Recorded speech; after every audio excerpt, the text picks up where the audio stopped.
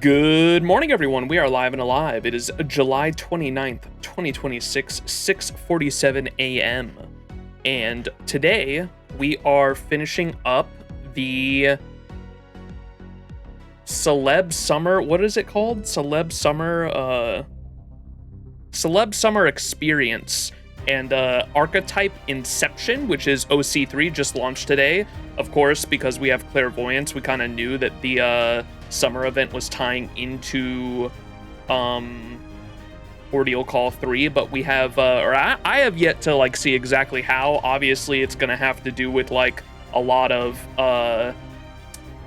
extra and Fate Extra and Servantverse shit, just based on the servants that are involved and the characters that are involved has been my assumption the whole time. And so we've been trying to piece together the story as we've gone along, and also because OC3 is officially out on NA, the BB banner is live, or BB Dubai, as you can see right there. And so I do have some polls that we're gonna do this stream, but I'm gonna save them to the for the end of the stream. So stay tuned, or if you're watching on YouTube, you can just fast forward and skip to the end of the stream.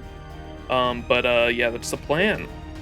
So without further ado, let's hop into it. It should be a shorter stream today because I don't think we have that much left. What section did we leave off on? We left off on section 10, and I believe there's only 13 sections.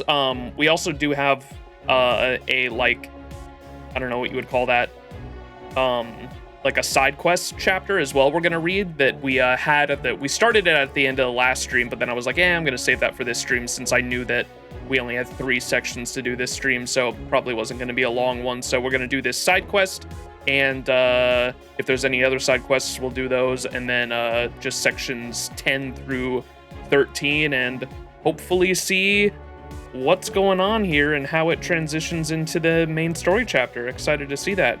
As for what happened last stream, we had the camel races, which were hilarious with Lubu, and then Shufu. Lubu camel was pretty fucking funny, and then we had what's her name too.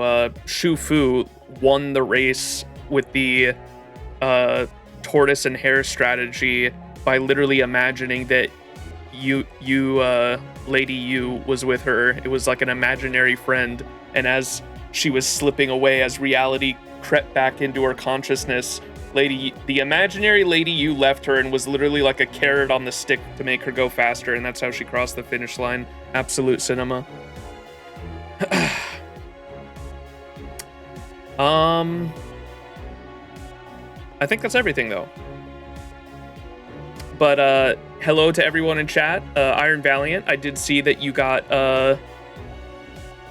BB Dubai. Congrats. It seems like this banner's been a lot nicer to at least my community. My community in the Discord was definitely having better luck on BB than some of the CL or even Space/Beast Aresh roles as well. So that's good to hear.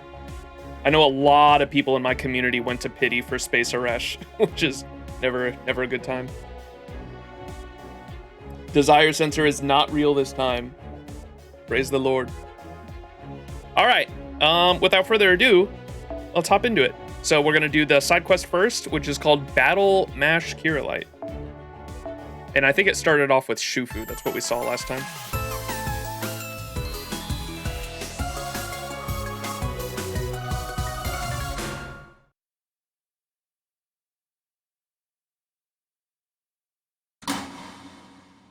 There she is. It's been many years since that hellish summer I mean, well, maybe it hasn't been quite that long. No, it has been, hasn't it? It's been like fucking, when was that? Summer 5? It's quite a long time ago. Anyway, while adoring Lady Yu will always come first for me, there is something else I've been wanting to try. Hang out with a friend? A fir tree? Do I look like Robin Hood to you?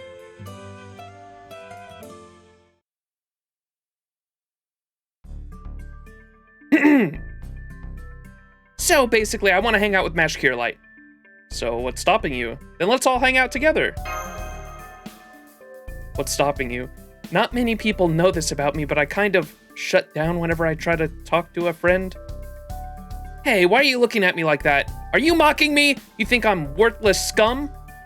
What? No, not everyone in this world is out to get you. I swear. Go on, Lady U, say something. Huh? Lady U? She's ventriloquisting her fucking Lady U doll in a high-pitched voice. How dare you treat my Shufu that way, jerk, dummy, nincompoop! Ventriloquism, huh? Whoa, me and the MC on the same wavelength.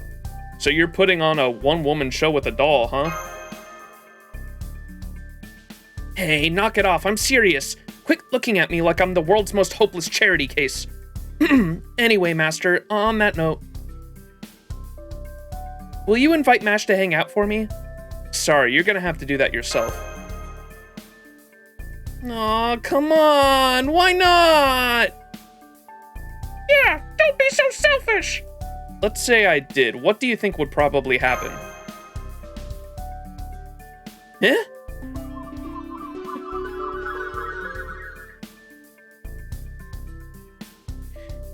Imaginary scenario. What's up, Senpai? You want to hang out? Yes, of course, I'd be happy to. Did you have something particular in mind? Since we came all this way to Dubai, maybe we should try out the many activities the city has to offer. Oh, Shufu's with you. Yes, of course she's welcome too. Thanks, Mash. Not at all. We're going to have so much fun together.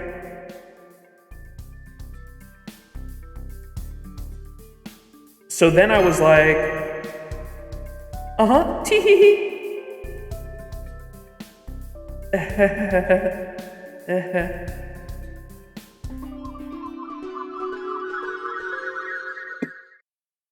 See what I mean? She'd be what, like an awkward third wheel? Is that what that's insinuating? Yes! Master, you jerk! How could you do that to me? How could you be all flirty with Mash and hang out me out to dry?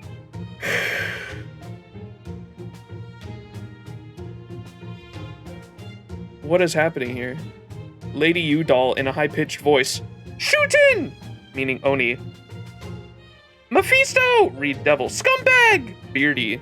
Oh my goodness. We're getting called all the bad names. But you get... That's what'll end up happening, right? Yeah. Which means I'll have to invite her! But I don't know if I can.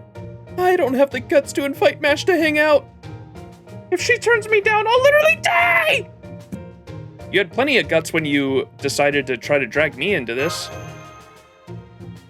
Well, yeah, that's because you're Master. I know I can treat you like crap and it'll be totally fine. Ow! What's with the forehead flicks? Do it yourself, that's final. Okay. Oh, but wait, where should I invite her? It ought to be somewhere unique to Dubai. Where should I invite her, Master? I think Mash would be happy to go anywhere. You really think so? But I'm not at all confident I could show her a good time. Yeah, I'm sure Mash would enjoy herself no matter where we went. But if I'm gonna do this, I want to take her somewhere more outrageously fun than she's ever been to before. I don't know about that. Huh? What's that supposed to mean? You saying you know Mash better than anyone?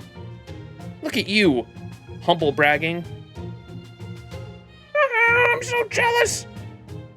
No, it's not that.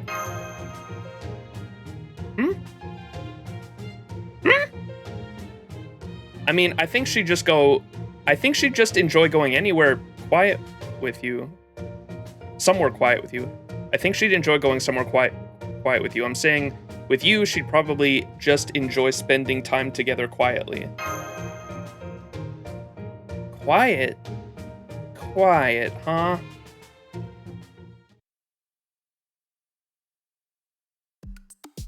Somewhere quiet we can have fun together. I guess I could take a look around to see what I can find. Then let's look for one together, Master. Oh man, you want to come too? You want me to come too?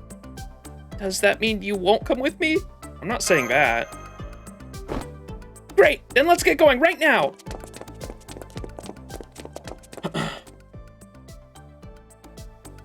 I wish we had more servant-master relationships like Shufu's. There's way too many characters that are like just all of a sudden in love with Master out of nowhere, and it annoys the fuck out of me. I dig when they can just be like cool pals and even be like a third wheel to each other at times for different characters.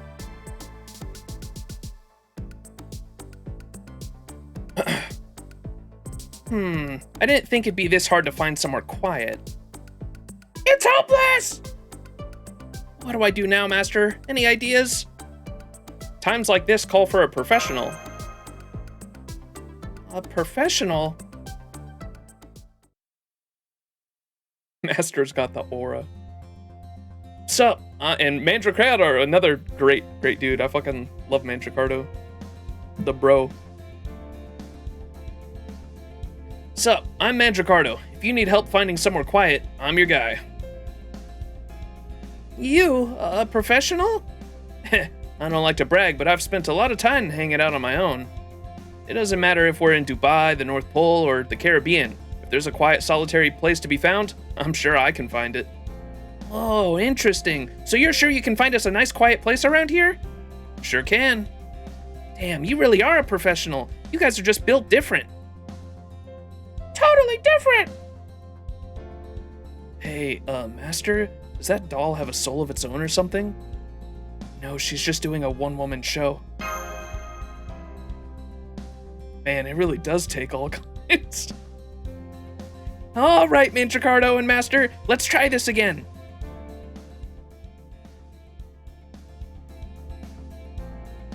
Our first and most promising possibility will be somewhere dark and narrow, like a back alley. No. Really? But they're so relaxing. All nice and narrow. Absolutely not! No go, huh? Okay, next place.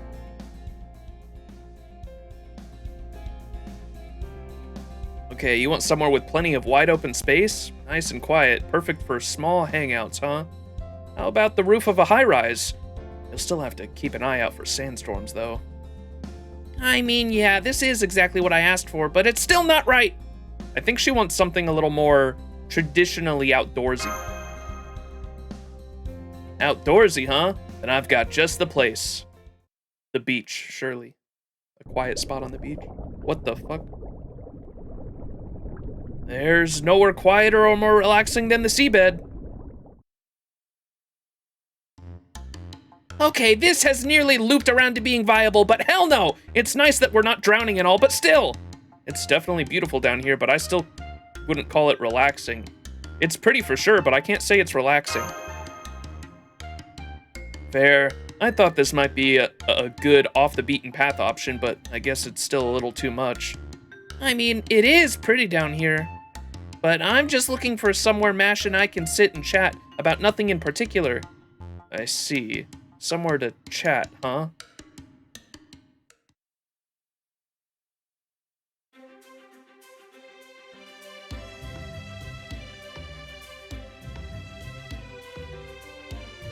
This is one of the very few banned games in EU. Is it really scummy with the monetization, so it had to get restricted? The gambling? The gacha? Are all gacha games banned in EU?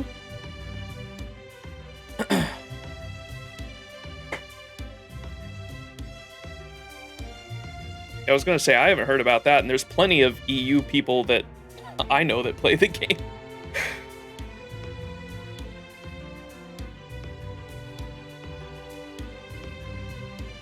How about this beach? It's off limits to the public.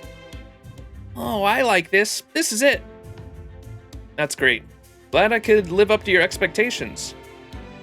But we count as part of the public, right? Well, yeah, it's a private beach. But the custodian says we can use it wherever we like as long as we take care of a certain problem for them. Oh, and what's the problem? Them.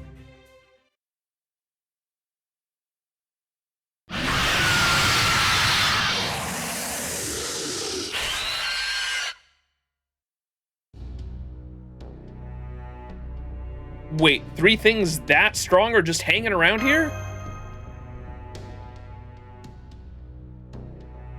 I was told they used to be pets before they escaped. What? Those were pets?! Yeah, but now they refuse to move from this beach, and the custodian doesn't know what to do about them. Oh, I see now. It's like rock, paper, scissors. They're trying to eat each other so that they can make a move. What?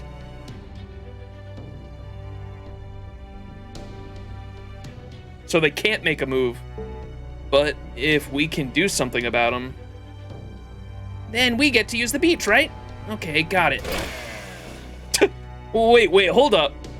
They might be at a stalemate now, but if we don't play this carefully, they could go crazy. And that'd completely wreck the beach, so we're stuck. Now what do we do? I guess I could make a talisman to pin them in place. Although with the demonic beast of that rank, that'd probably be pretty tough. Would it be difficult to pin down all 3 at once? Looks that way, yeah. I think it'd be hard to restrain all 3 at once. Too tough! What about just for a little while? Maybe I can knock them out with my noble phantasm.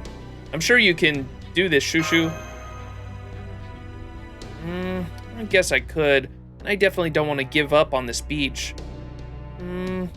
Okay, I'll give it a shot. Sweet. Once you've got him restrained, I'll hit him with my noble phantasm.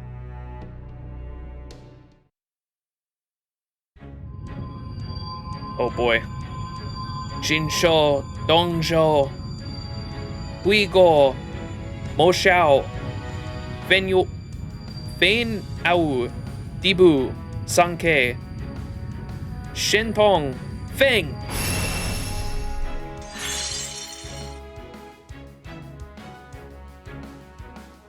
It worked, but I can't hold them for long. Take them out fast.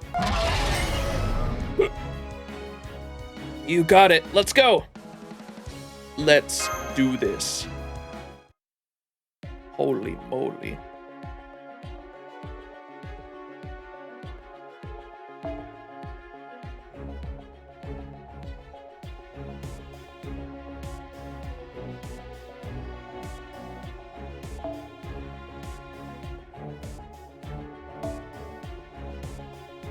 In this quest, you must defeat all enemies within 8 turns to win. Make sure you bring along ways to attack multiple enemies at once. Enemies are restrained by the effects of Shufu's spell for a period after the battle begins, preventing them from performing normal actions. They'll go on a rampage once the spell's restraint is lifted, so watch out! 120 Aoko, go.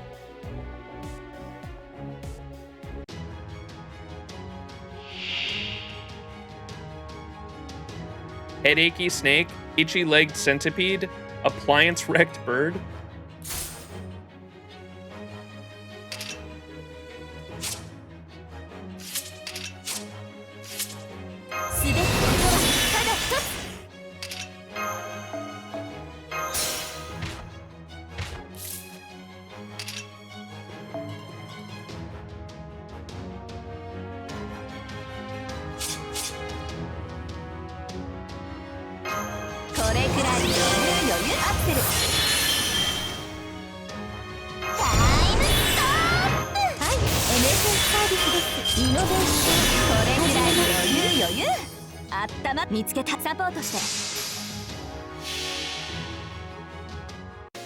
Contact. 外から内へ。1から0へ。シフト。サイクリック。選手交代。始めましょう。青神サイル。そういうところよ。My magic bullets, no!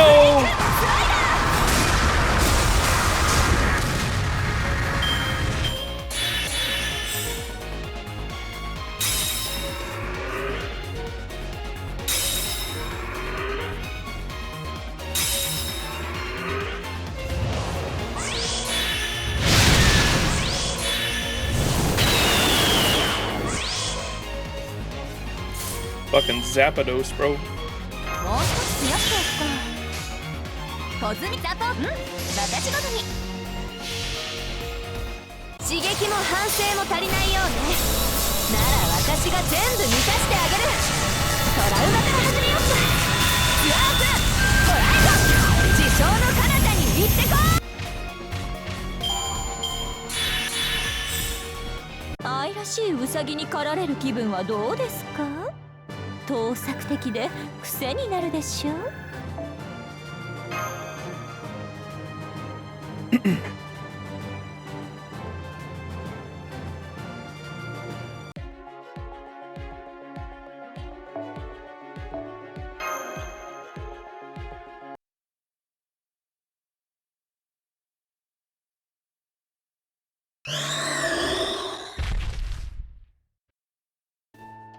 That was too close. Thank goodness we managed to knock them out before they went completely ballistic.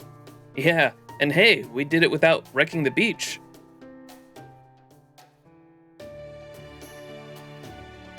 Thank you. I could never have gotten rid of those pests on my own. Oh, okay, sure. As long as you keep it clean, you can use the beach for a day. Thanks, Mandracardo. Yeah, nice work. Really, well done. No prob. I'm glad I could capture some demonic beasts too. Anyway, have fun. Okay, I've got a great spot. Now all that's left is to invite her yourself. Oh, come on! At least come with me! Do it. You'll be glad you did. I promise you and Mash will be happier this way.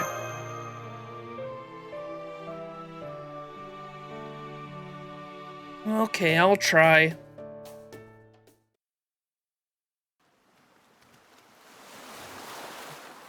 The truth is, there's something I've been wondering about ever since I was summoned. The journal entry for the final day of that glorious, if maybe a little harrowing, summer camp. Why did that other Shufu leave something like that behind? Was she just that sorry? That summer with Master was supposed to be fun, but the guilt basically made it a fantasy.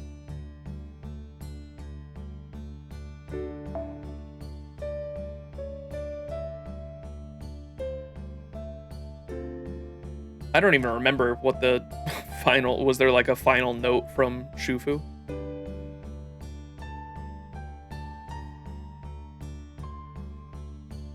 It's fucking years ago, man.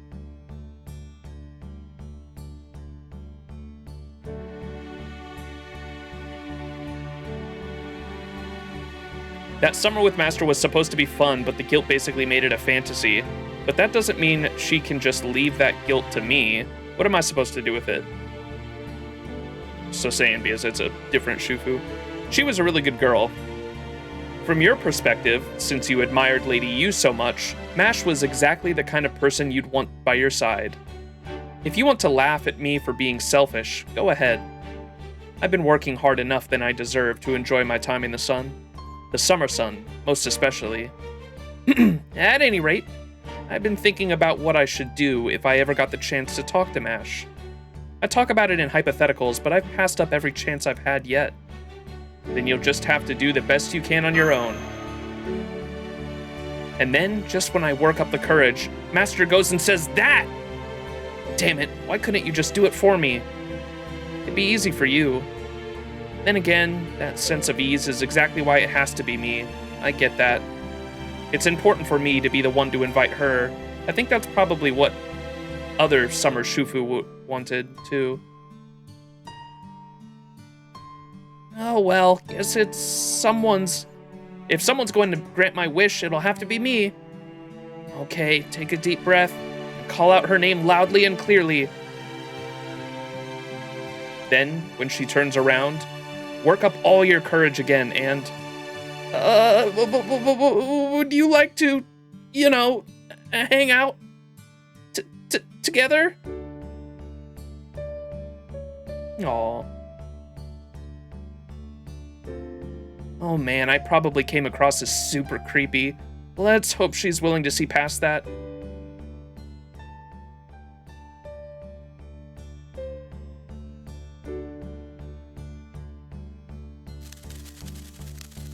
Whoa, Sparkler! Whoa, Lady U's there! Looks like she's got more people looking out for her than she thought.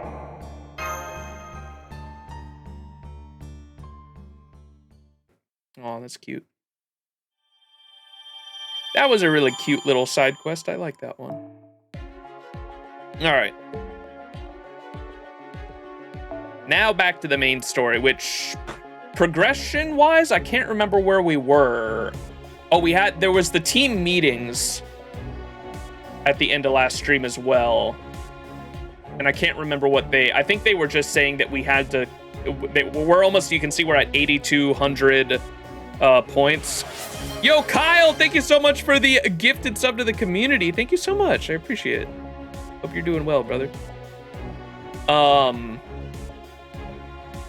We're at 8,200 joy counter points, and I believe we're supposed to get to, what was it, 9,900 or something like that? Or it was like 999. They brainstormed about the current Dubai, yeah. Suss it out. Thank you, Kyle. Appreciate you, brother.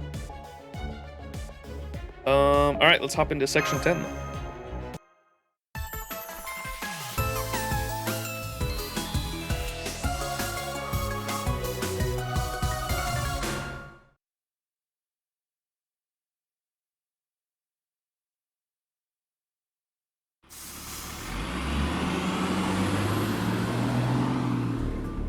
Okay, everyone, today's sightseeing has been fun, but now it's time to visit the final area.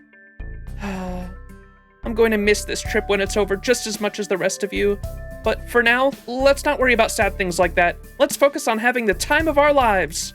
Woo! Oh gosh, just hearing you react positively makes me glad I got to be your guide all over again. Hee.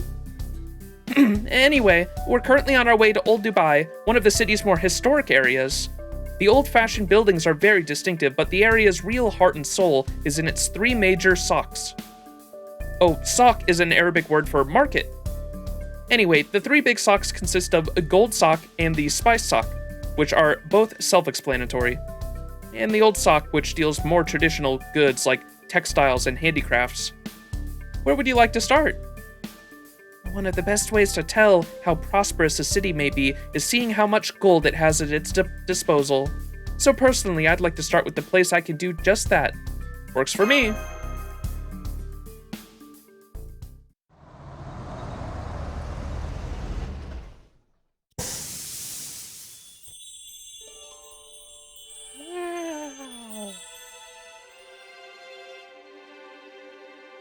Whoa, look at all that gold.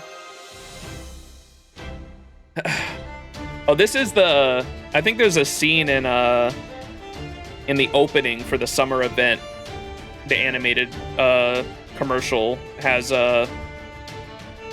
Karna like holding up a bunch of gold chains at one point. This is probably from this store, I imagine. I've never seen so much gold jewelry in a single store window before, and there are so many windows like this. Looked up Summer 5 script and it boils down to Shufu enjoyed spending time with Mash while she was disguised as Ritsuka. It's only like one line. What the fuck? Thanks for looking that up, Tip.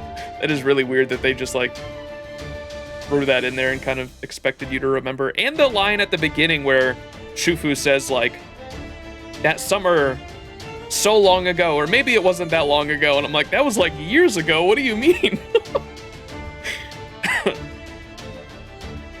So much sparkling, it's amazing.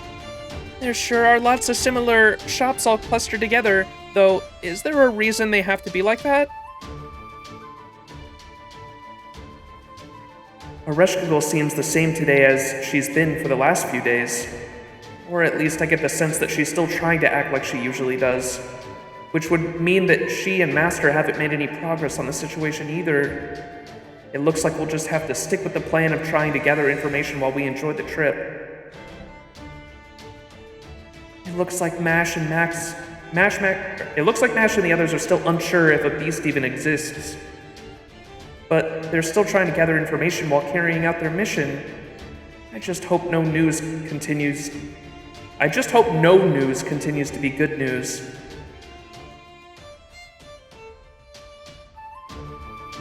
Mash and Ereshkigal notice each other pondering and get embarrassed. Ah, I knew it. There really is nothing like the glitter of gold. Do you like it? Oh, yes. The heat and glow of this market is just like what I saw in the daily lives of the people I knew so well. I feel very much at home here. Just watching the hustle and bustle is enough to raise my spirits. That's great. I find this place nostalgic as well, though I can't say why. Agreed. This grounded vitality of daily life, the fervor and the smells, the heartwarming din. This is exactly the kind of cultural experience you can only get by visiting a place yourself. It's wonderful, truly wonderful. It's a real hodgepodge here, but it does feel like it's a good place. There's lots of different kinds of people here, too.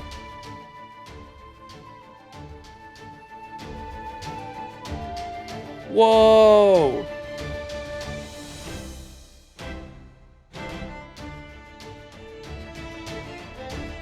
Why don't we try going into one of these shops ourselves? Let's say that one.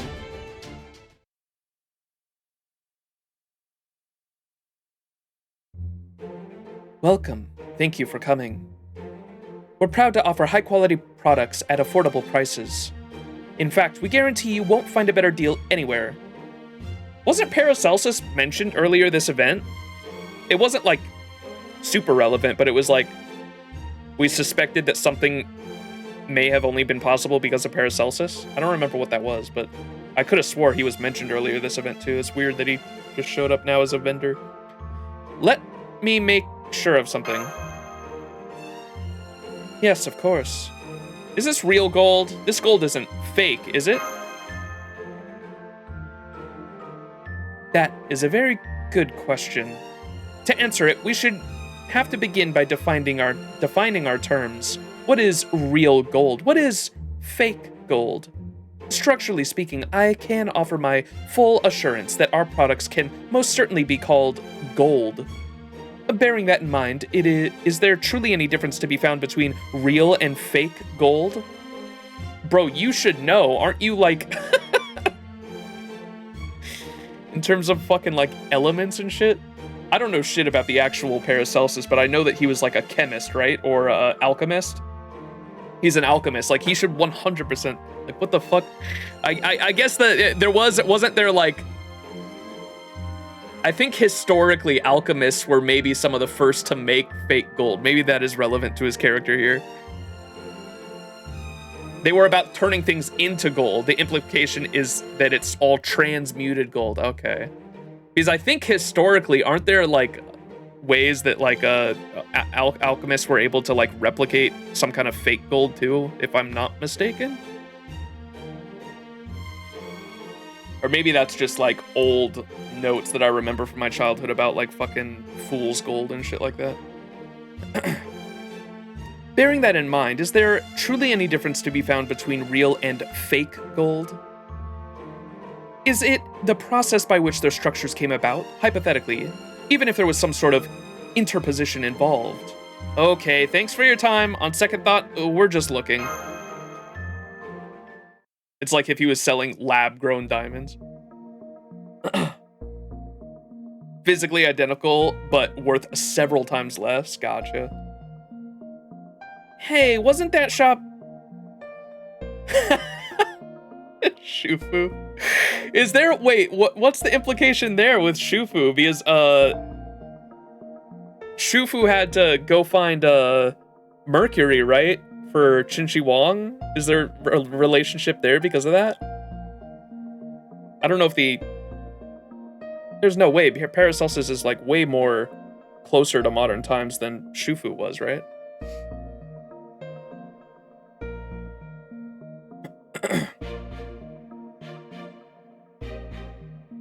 Mercury is the most commonly attempted to turn into gold. Ah, that explains it. Okay.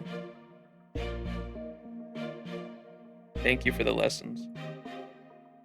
Right next to the periodic table. Gotcha. Chemistry was like one of my only failed classes in high school. Which makes me sad because I'd probably be all into it now, but like back in high school, I remember I already like struggled in math, and when they introduced significant digits, was it significant digits? It like took the fact that you had to like round up numbers and that like the math wasn't the exact, because I remember I was like always so interested in making sure when I did a math equation, I wanted it to be an exact amount, and like the extra little bit you had to do at the end would always fuck me up, and I got frustrated and just like gave up on that class. It was like my senior year of high school as well, so I kind of had a senioritis and just fully, I was like, I'm still gonna graduate even if I fail this class. I'm just not even gonna show up. But I'd probably be super into chemistry nowadays. I remember the actual combining elements was always really interesting to me. It was just the math that pissed me off. Shufu asks, hey, wasn't that shop? It's probably best we don't think too much about it. Since its storefront sat on the main street, let's just assume they weren't breaking any laws. Maybe this is what they meant when they said they were buying things in sock. Buying things in a sock isn't always a straightforward process. From what I read, you need to understand the local purchasing customs before making a transaction. That sounds right. If only there was someone around who was knowledgeable about that sort of thing to give us pointers. Someone knowledgeable, huh? I think I might just know the person. I actually wound up here by accident the other day while I was going for a run on the beach. Which is when I ran into him. You covered that kind of distance by accident? Hey, that's great! And let's ask this person to show us around. All right, here, this way.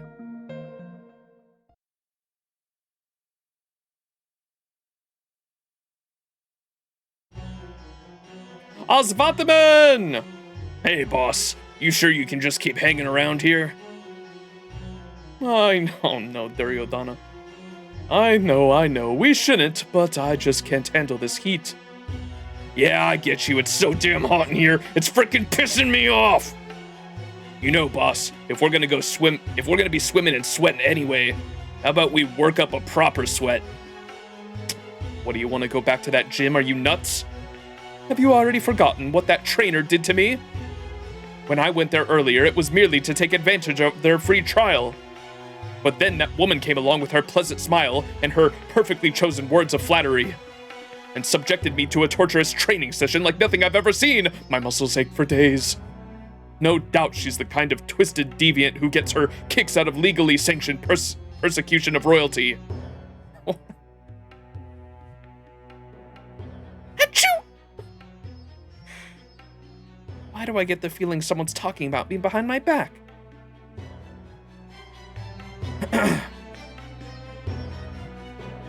Is that something the MCs and Extra did? The legally sanctioned persecution of royalties? That's pretty funny. Anyway, I just don't feel like doing anything. If only something fun would happen, something that would give me a real jolt of motivation. I see. So you found a certain self-proclaimed celebrity prince. Oh, it's Kana! You're back! And you brought Master with you, too. Welcome, welcome! Looks like you're all here today. You came to tour the markets? Something like that. What brings you two here? Can't you tell? I'm relaxing in a beautiful place befitting my royal person and perfectly suited to my taste to boot. I bought it to serve as my home base, I bought it to serve as my home base during this summer vacation. At first, I thought it was a bit common for someone like me, but since it's located near the Gold Sock, I had convenient access to purchase enough beautiful and luxurious decor that it finally began to feel like a second home. I know it's so dazzling in here, it's actually painful to try to take it all in at once, but it sure suits the boss, yeah? You always did love glitter and gold. Well, of course! Why do you think they used to call me the Gold Prince? I'm just as brilliant as gold! But it's still not enough. Not nearly enough. One of my dreams is to buy as much gold as I possibly can, use it to decorate every corner of my dwelling, and build a golden city that even rivals Indra's own kingdom in the heavens. What's that? You can't wait for it to be completed? Imagine how I feel. While I have an undeniable appreciation of gold, that would make for a very crass way to build a city. Imagining it now, I can't possibly see any way it could be beautiful. Hey, forget your imagination, trust my impeccable sense of aesthetics instead. So, Prince, I actually wanted to talk to you. So, on another note,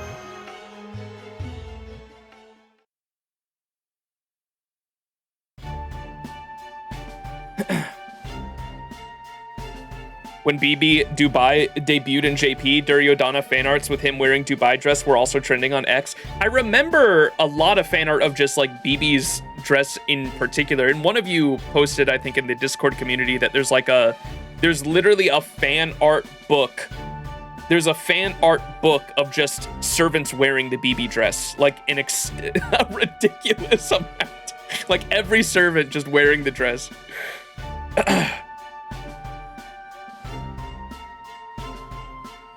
Gil's master, I'd argue she does enough with the same with Nero and Tamama. You know what, that checks out.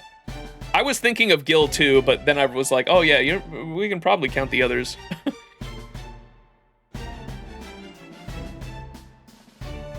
guess not nameless, right, but God, I want to play fucking extra record.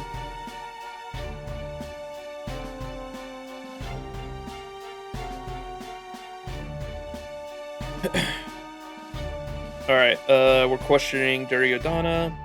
You don't know how to go about buying things in the sock? You really are just as hopelessly ignorant as a commoner, aren't you?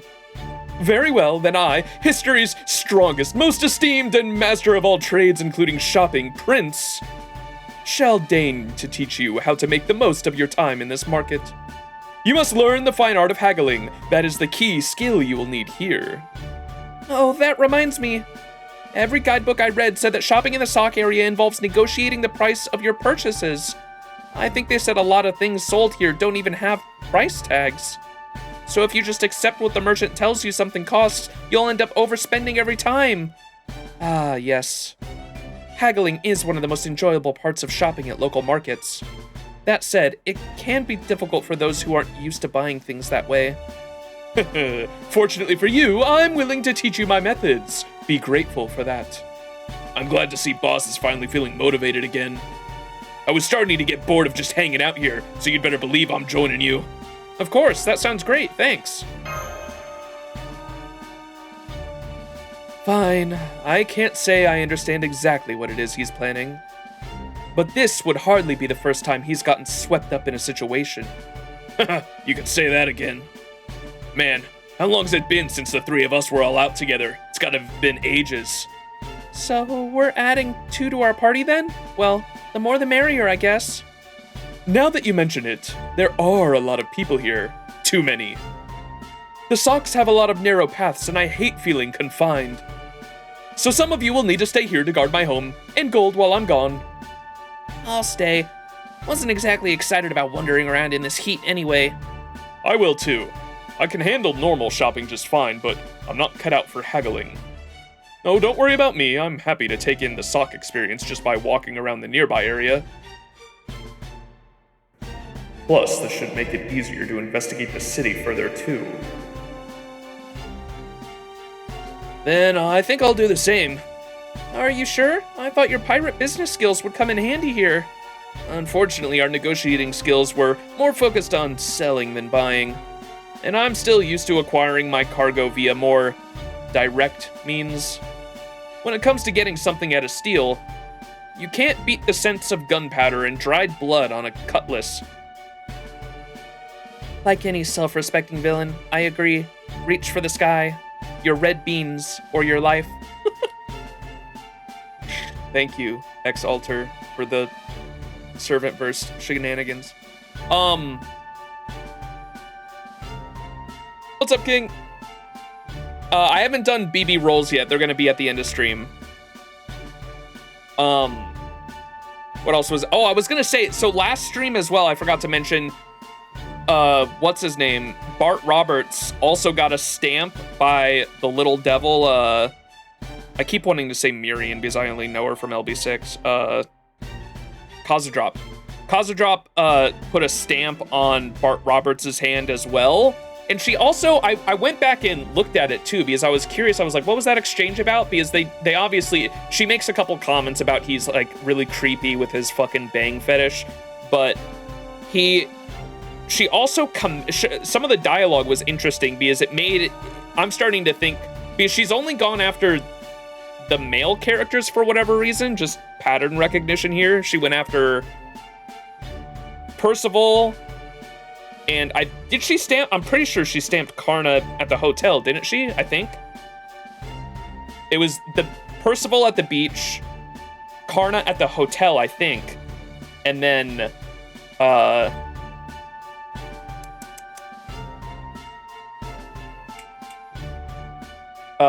Bart Roberts at the district, right? Wasn't it? She's creating a harem, maybe?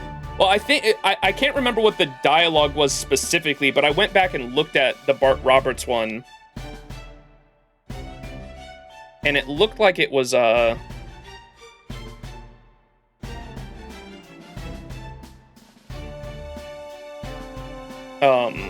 like she was like, I can't remember what the dialogue was, but it said something like she was like scouting them essentially. Like she was scouting them for specific traits that they were good at. And she mentioned, I know that, what is Blackbeard from? Is Blackbeard from Extra by chance? Because she mentioned the other pirates, Blackbeard and Drake. And she mentioned like, Blackbeard's not from Extra, okay. So I didn't know if she maybe, like, there was some Extraverse shenanigans going on in that respect, but she mentioned how Drake was to something and Blackbeard was to something else, but, like, from whatever the traits of a pirate that she wanted, I keep forgetting his name. Bart Roberts was, like, just right in terms of, like, the traits that she was going for, and I just thought that was interesting. Blackbeard's FGO original, I think? Interesting. Only Drake? Okay.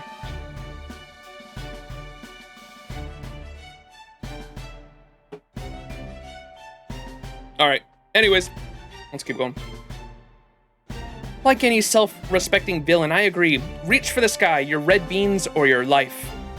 That's what you have to say to get all the sweets you could want for free. I don't know how it works, but it does. All right, let's start with the gold sock since that's the closest one. Follow me.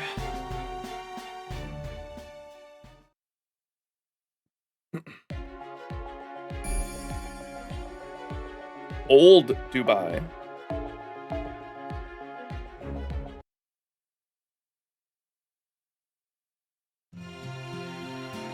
Beast. Don't know, don't care. Let animal control handle it.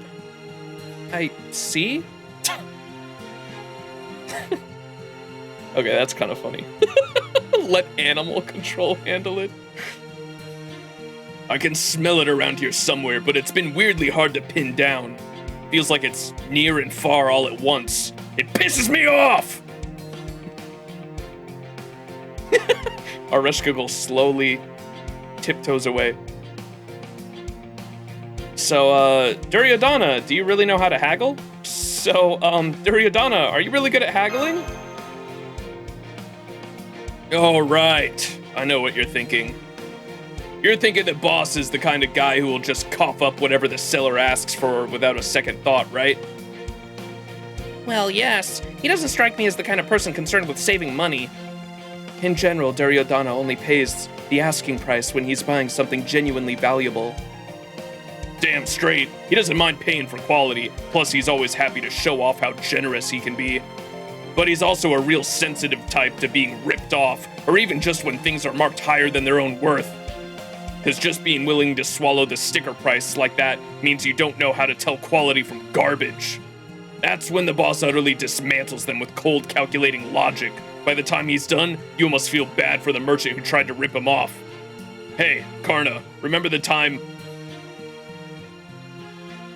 butcher this word. Dusasana almost bought that lame-ass jacket before the boss stopped him. Remember what happened to the merchant who tried to pull a fast one on him? I do. In the end, Duryodhana got him to promise he would make new clothes for all of his younger brothers. He was in tears when he left. The 100 brothers. That's the one. I guess you could say the guy was asking for it, but... What's that? Are you gossiping about me back there? If you've got something nice to say about me, speak up and share it to the world! We were just talking about how good at haggling you are. Oh, well, I'm okay, I suppose. I mean, I'm the greatest prince who ever lived. Obviously, I have a keen eye for truth and the real value of things. It's perfectly natural. Don't make such a fuss over it. All right, let's start with this store.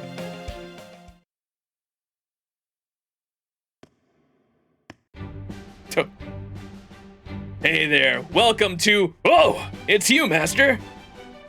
This is your store, Kentucky? Of course it is. Nah, I'm more like a part-timer that got promoted to manager. So how about this market, huh? Talk about a golden as far as the eye can see. I was just bumming around, taking in the sights when I happened to hit off with this shop's owner. One thing led to another, and now we're here. It's one of those things where you get a mix of business with pleasure. Pretty sweet deal, huh? Anyway, just so you know up front, I take this job seriously, so don't expect any discounts just because we're friends. That said, I ain't gonna try to pull a fast one on you either. You gotta be fair when doing business after all. Uh-oh. What's up? Well, just like he was saying, the boss has got no problem with haggling things down to a fair price. But I'm honestly not sure what he's gonna do when prices start out as fair as they can get. Since he's the one to show us to the shop. Since he's here to show us how to shop at these sock places, wouldn't he haggle anyway then? Nah, he'd never act against his own principles. I really don't know what he'll do when two of his principles conflict with each other like this, though. I don't know, but I suspect that's why we're here. Yeah. All right, let's see what happens. What's up, sir? What you looking at? Wait, dude, I just noticed those sweet golden accessories you're wearing. Awesome stuff. Those are some of the finest pieces of jewelry I've ever seen. You got great taste, sir. Oh ho, you can tell. You clearly have a discerning eye yourself, then. And I see your store has an excellent selection as well. This necklace, for instance, is exquisite. Right? This shop's all about providing quality goods at reasonable prices. He's clearly telling the truth. These prices are all very reasonable indeed. But that doesn't mean there's no wiggle room. What about this? It could be a little cheaper, don't you think? Huh? I know you heard me when I said reasonable prices, right? And it wouldn't be golden of me to lower them without the owner's approval. Pay attention, Master. It's time for your first lesson. When you look at an item, look at its seller as well. That's the basis of all negotiation. Take this man here. I can see exactly what to do to get him to bring down the price. Huh? That said, I don't love using this method, since it reminds me of a certain someone I absolutely cannot stand. But nothing I can do about that. The point is, I know how to work men like this. I read him as the kind of guy who values strength above all else, and loves testing his own against others. In which case, how about this, my good man? If you can't work with us on the price now, why don't we play a game first? Oh? This one of those things where we flip a coin or something, and if you win, you get the discount you want? That could be kind of cool if the store was running some kind of campaign to drum up business to go with it. But it wouldn't be golden of me to accept the customer proposing that without... How about a sumo match? You like that kind of stuff, don't you? If we win, you'll lower the price. If you win, no discount necessary. Oh, come on, you can't expect me to...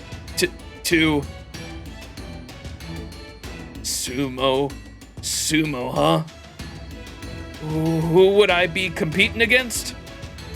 Me, I'll do it. I've heard all about Sakata Kintoki and his monstrous strength, and I've been wanting to test it myself for a good while now. So come on, let's have a good, clean match. Hell no! Huh? Look, it's just, you know. You know what? Too close, damn it! This is the whole problem with summer spirit origins. Look, you didn't do anything wrong. This is my issue. I still got a long way to go in this area. My point is, I couldn't go all out in a fight if I had to fight you. I'm sorry. Aww. Personally, if we do this, I'd be real interested in facing off against you yourself, sir. I've had some real great sumo matches with Bima, and they say the two of you were rivals. You fool, why did you have to say that name? I was already in a foul mood just thinking about him. Also, we're not rivals. He and his cohorts are just a bunch of...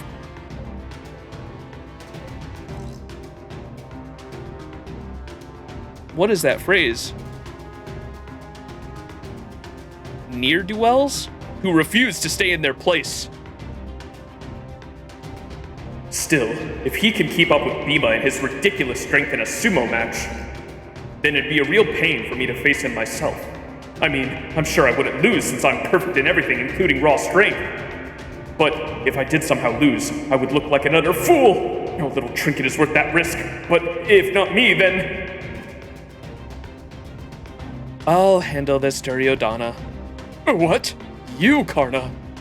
I get why the boss wouldn't want to do this, but looking at our builds, wouldn't having me do it make more sense? No. Sumo may be a contest of strength, but that doesn't mean the larger contestant will always win. It all comes down to balance, grasping it, protecting it, distributing your opponents, and so on. If you can do that, victory is within your grasp. Well, you do sound like you know what you're doing. I do. Lately, I've been observing how someone large, heavy, and unusually shaped moves with its complex center of gravity. Come on, man. I know now very well how it moves and how it does not. I can see those sort of things very clearly, so let me handle this. I have no idea what you're talking about, but I like that confidence. I knew I could count on you, my friend. All right, I leave this in your hands. So you're saying there's more to sumo than just power and bulk, huh? I like that. You're on, Karna. You're as worthy an opponent as I could hope for. Let's have a good match. No need to hold back. Damn, he's at a level where build don't even matter. His spirit origin's practically bursting with power, and that light in his eyes. Oh man, oh man, oh man. This is gonna be so fun. All right, let's do this thing. Time for a super golden battle, baby.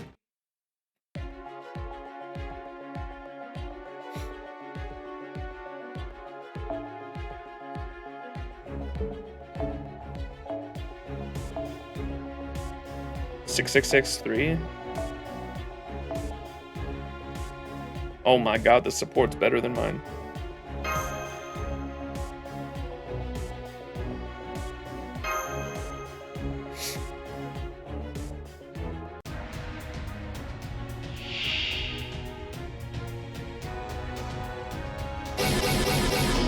Locked in a clutch. No noble phantasm, no skills. What the hell?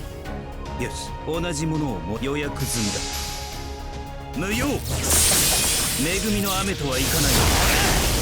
この夏を楽しむためだ。霊入りなる青きか。灼熱の火が貴様を裁く。いや。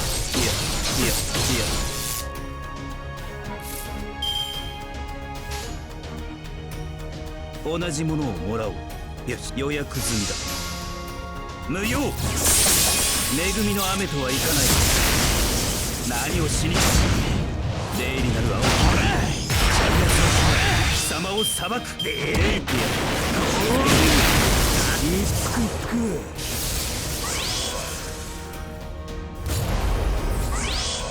Oh shit.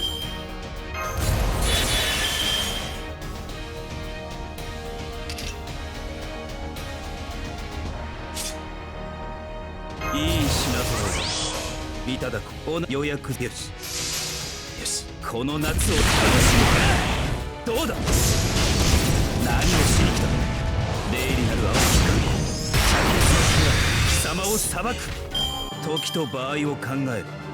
戦いはいつでもできる。せっかくの機会も生かせないのか。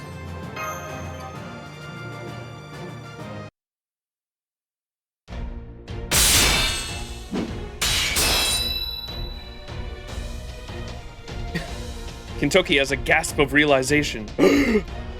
Stop! Stop! What is it? Neither of us have landed a decisive blow yet. I know, but damn it, I can't believe this! We said we were gonna do sumo! So why are we using our weapons? I almost said something, but you were so engrossed I didn't think I could stop you. Damn, sorry. I didn't even realize what I was doing. Your fighting spirit was so golden, I had my axe out before I knew it. I must say the same, though I don't mind you using it. Thanks, but let's save that fight for another time. You know, I bet you'd make a pretty good berserker. Anyway, that was a nice golden sweat I worked up thanks to you. Our match may have ended without a winner, but it was a great workout, so... Alright, you win. I'll give you the discount on that necklace. Oh... Good, good. Glad to hear it. I consider creating a baseless who drew their weapon first argument, then using a sheer momentum to shut down the spat and make you lose by default. But it looks like that won't be necessary. Wahahaha! That's the boss for you. You could say he never misses a trick, or that he doesn't know when to give up. But when he's got his sights set on something, he'll always come up with a way to make sure he gets it. Thanks. Come again. So, what do you think? We've got this beautiful gold necklace, and at a bargain, no less. And it's all thanks to my resourceful negotiation tactics and willingness to get my hands dirty. I think we might need to recheck how we define resourceful. Also, you didn't actually do any of the work. What do you mean? Karna's achievements are my achievements. I mean, we're talking about Karna here. Well, I did learn something from this, I guess. Looks like you just have to remember that employees are only human, too. Right, right. Alright, let's head to the next sock. How about the spice sock? I bet we can find another good shop to teach you more about haggling in there. No objections here. Please, lead the way.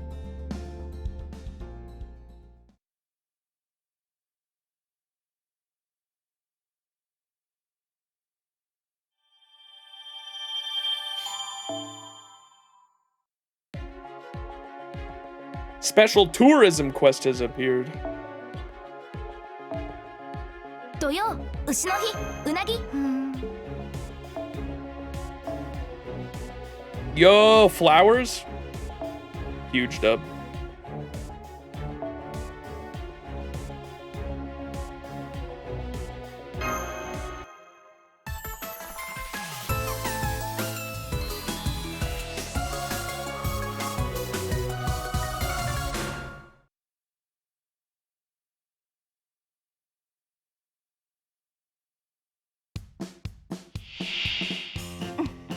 What the hell? たっぷりともてあそんであげる。Tree object. Look that way. Garden tour guide. 回収するなら今のうちに。騙し討ちの予感。これくらいのアクセル。タイムストップ。完全敗北。イノベーション。これくらい余裕。最新のあれね、見つけた。最初の底から今和の端へ。ブレーン層をひとまたぎ。お待たせ。ちょっとだけ地球を救いに帰ってきたわ。青神タイム。この場所で結果ます。悪いけどここまでよ。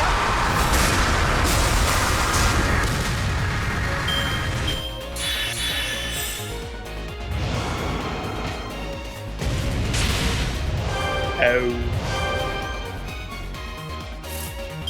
The hell, they put like a turn debuff icon on that? That's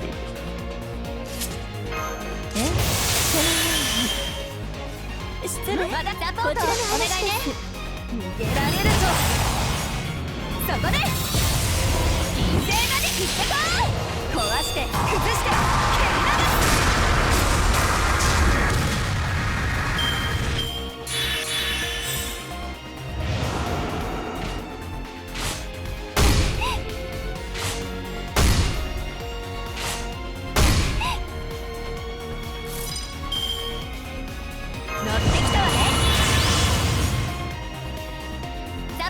お願いね。マダウ展開。逃げられるとせーのヘアフックスマッシュフロンスビアブレイクスライ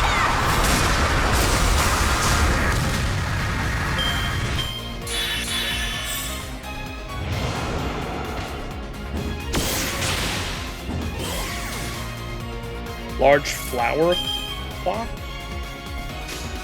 やっていい。惨めですね。シックスプレーン形成。サテライトシリンダーオフ。ルックバックコール開門。アースライトスターダー。やりすぎですか？そこで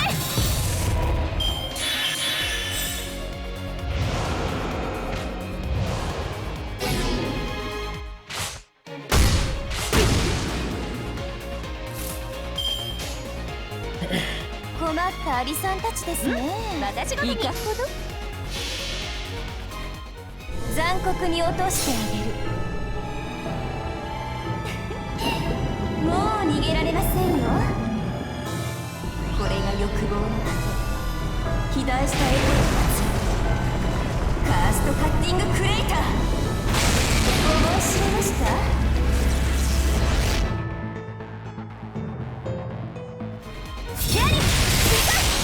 後ろです。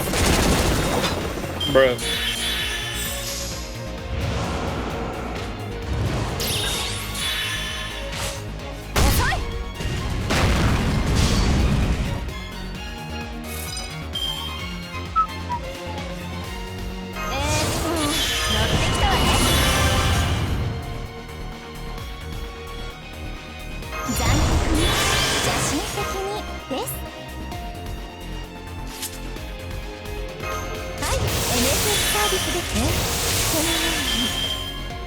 ジャッジメントでございます。まだニャルガシャンナ。では参りましょうか。これが皆様の努力の結果。霊障巡行79式敵火隊車イズクーラセブンドライブ。飼育箱に入れてあげる。さあ哀れに逃げ惑いなさい。カーストカッティングクレーター。惨めすぎてお話になりません。ディスターション。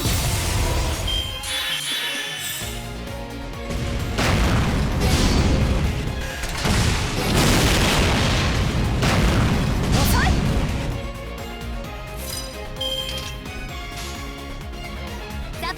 まだ展開。スキャリー止めて泣き晴れ。金星まで切ってこい。壊して崩して蹴り流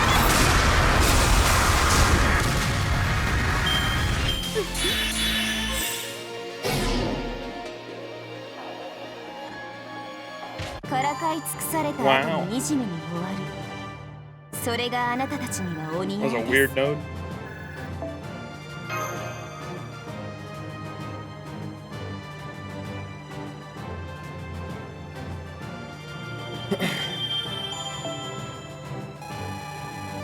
Oh shit.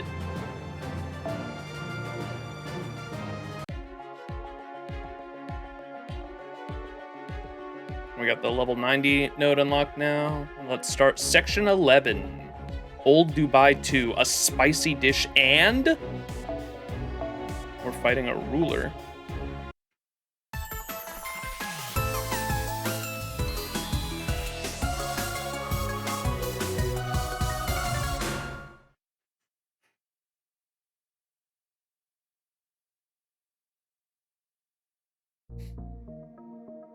Senoriku.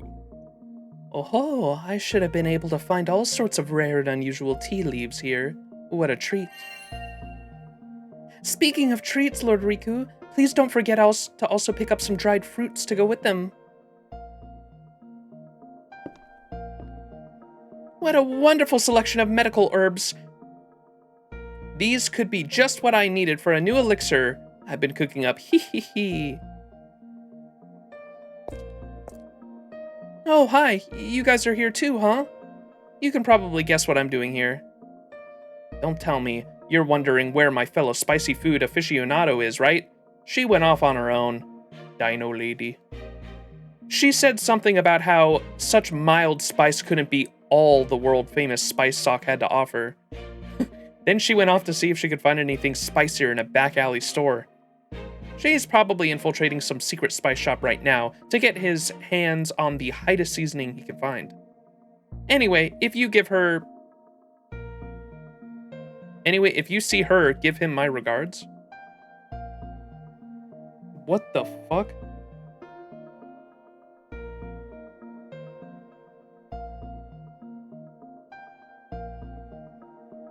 I feel like I'm having a stroke. And by give her my regards, I obviously mean tell him to get enough for me too. I have no idea what that's supposed to be. It's enough times that it's like specific. I don't know. Maybe it's something with the servant. It's the dino servant she's referring to, I assume, because they come from the same collab or the same type moonwork, right?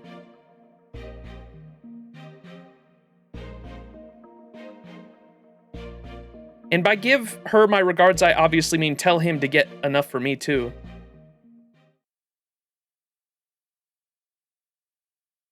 Dino servant's just female?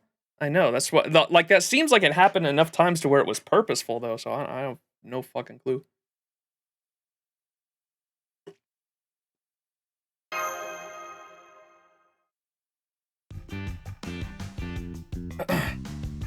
There's like 3 spice enjoyers besides her, Karen, Kirei, and Arjuna Alter.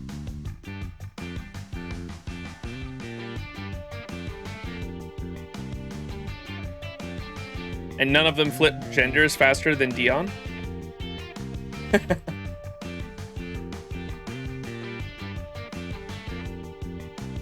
That's strange. I thought you would be surprised to find me working at a spice shop. And yet you're looking at me as though it makes perfect sense for me to be here. Well, yeah, I think we have a pretty good idea of how you ended up in this position. So what brings you to this shop? What else? We're here to buy spices, of course. Do you have any particularly truly premium spices? Something worthy of a royal figure like myself? This shop carries nothing but spices. So yes, of course we do. Particularly premium and worthy of royalty, though. How about this? And now the real battle begins. Well, this is not a ripoff per se, but it's still far higher than it should be. Lower the price. Oh, right into haggling then. How foolhardy, even insolent. Still, I commend you for your bravery, also your faint but unmistakable kingly aura. Oh, does that mean you'll give us a discount then? I never said that. I am Amor, the god of love and judgment. I am one of the chosen few who excels at asset management. Where'd the judgment part come from? You excel at asset management? Oh, this should be good. From love comes marriage, and from marriage comes the managing of assets. And there aren't many others out there who could wield a balance sheet like I can. Okay. This oddly, I mean, it makes sense because Nasu wrote the event. I feel like that's, like, I haven't even read Fate,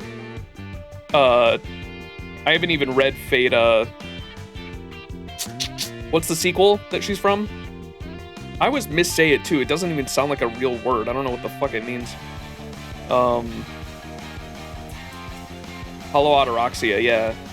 I haven't read Hollow-Ataraxia, but I know Karen from FGO, obviously, and then also from, I've seen Carnival Phantasm as well. She's in Carnival Phantasm for a bit, and I love the part where she learns about, or like is learning about money and slaps fucking Ku with the giant wad of cash.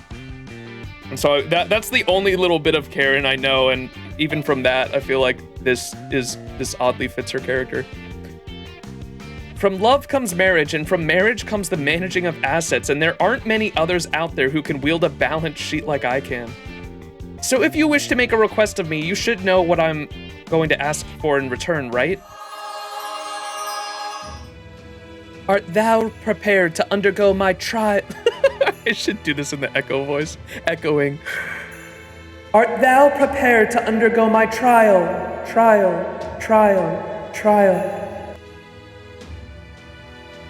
Ah, so bright! It's so bright!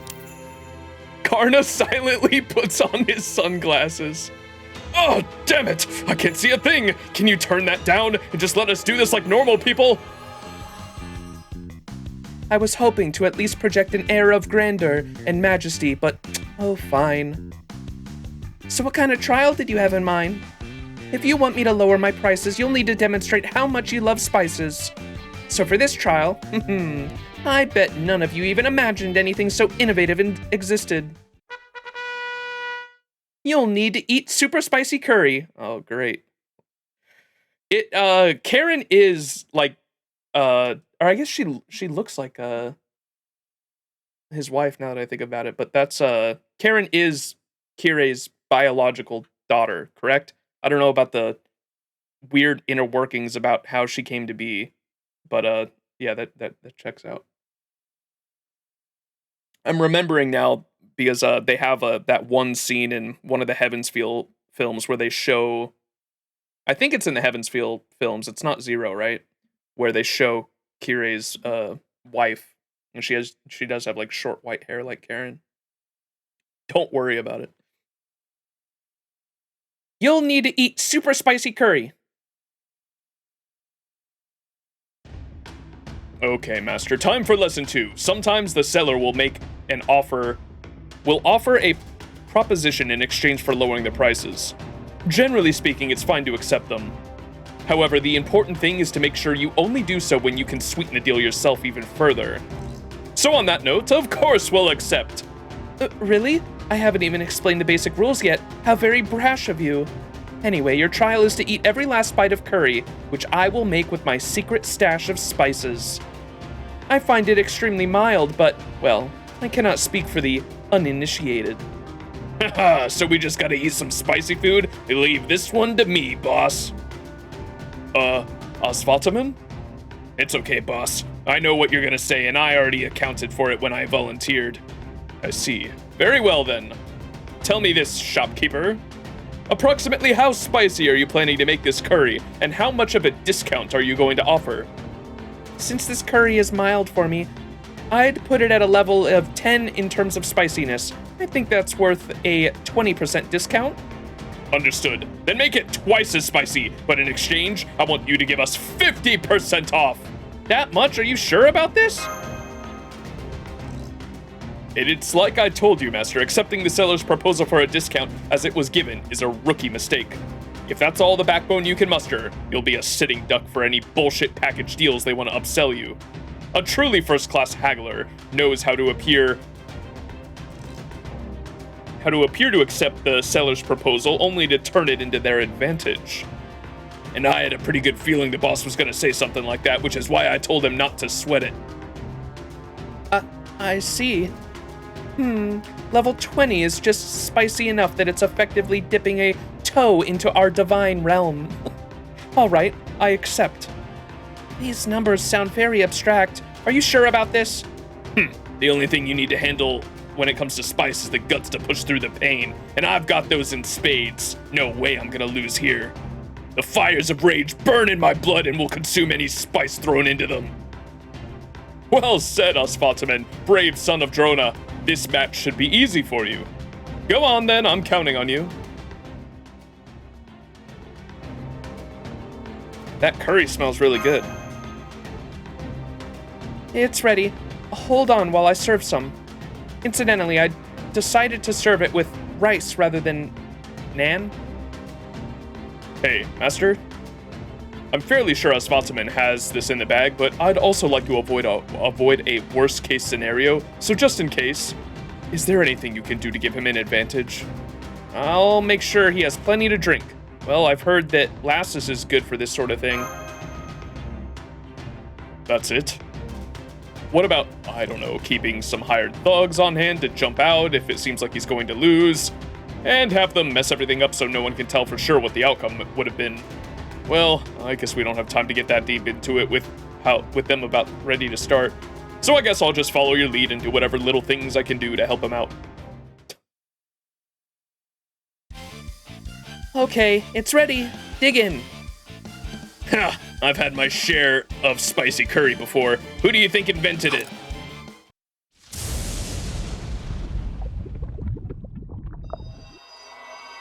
Cool.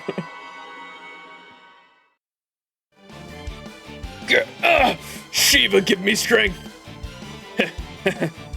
Piece of cake. Is anyone else worried? I mean, that was just one bite. Don't worry. I can see his warrior spirit burning strong and stubborn. If I didn't know better, I'd think he was fighting for his very life right now. I understand sometimes even if your chances of winning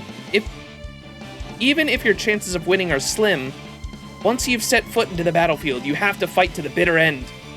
Stand strong and fight hard to your last breath, brave warrior. I'll make sure you don't die alone.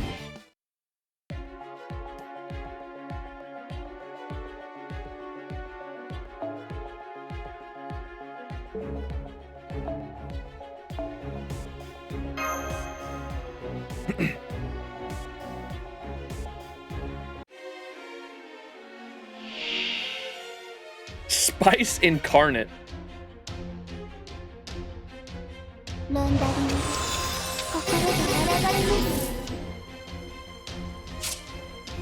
Relentless spice.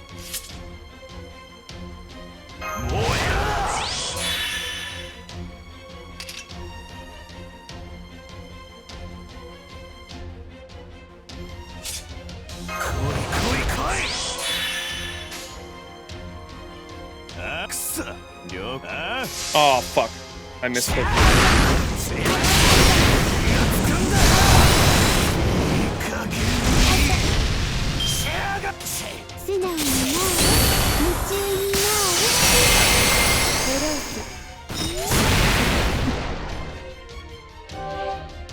I drank water, but it didn't help.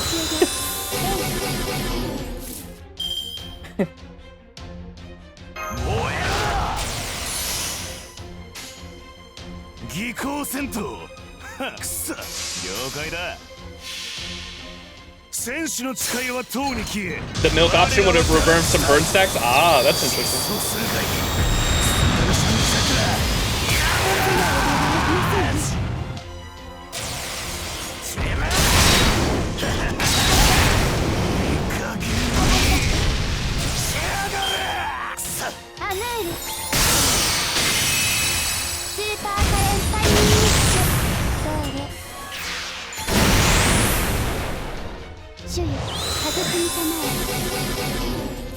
Monka, bro might be cooked.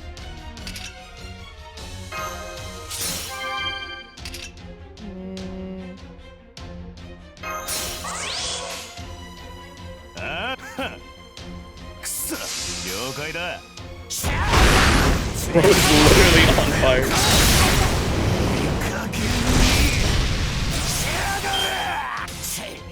Hey, we did it.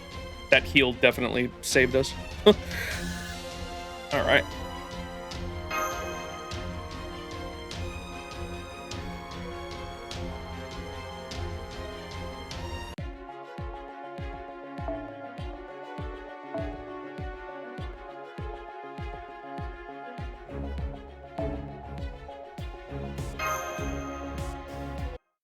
Extreme Spice fans be like, I sure love using nerve damage as a flavor.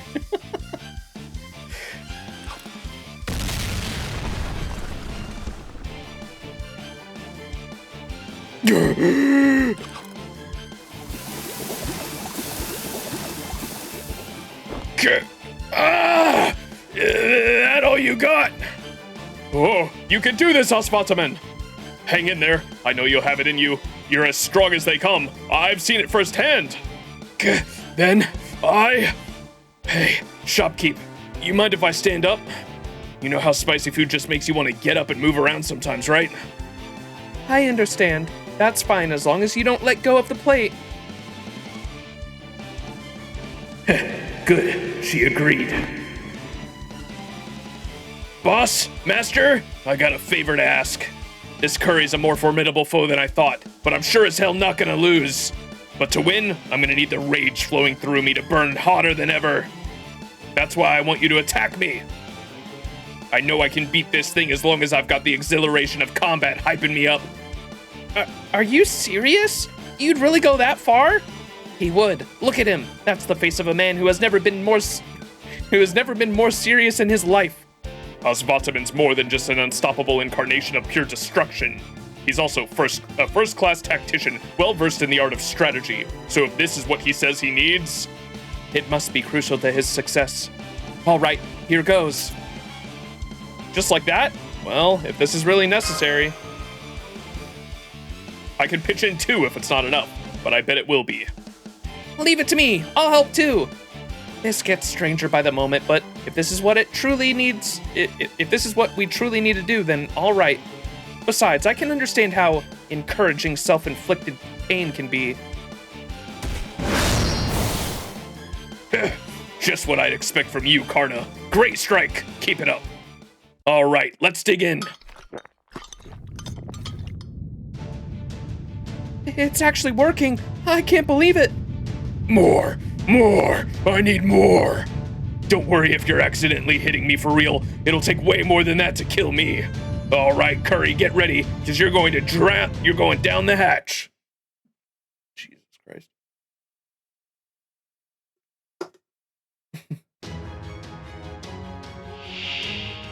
Yo, I was gonna mention I like the background changes. When he took that first bite of it and the background changed to like 3 different biomes, that was pretty funny.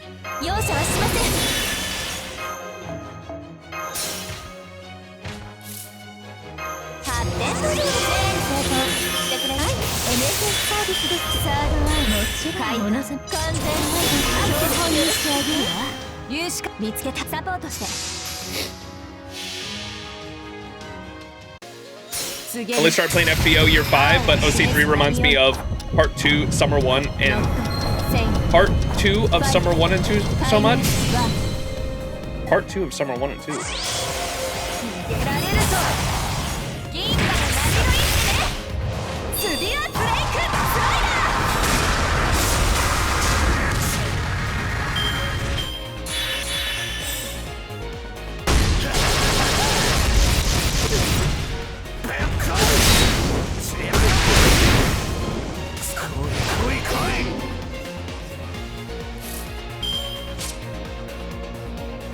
Warrior's willpower 3 guts.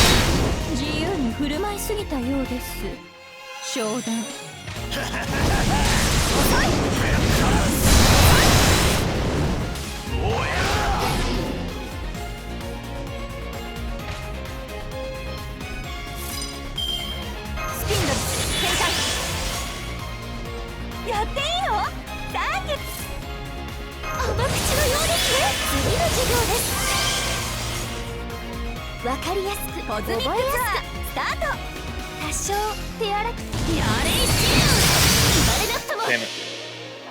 I should have done both sealed cards first.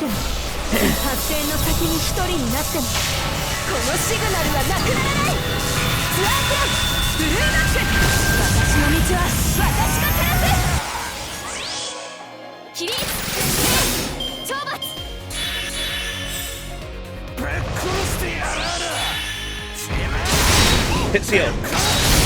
Hit seal. Hit seal. Damn it.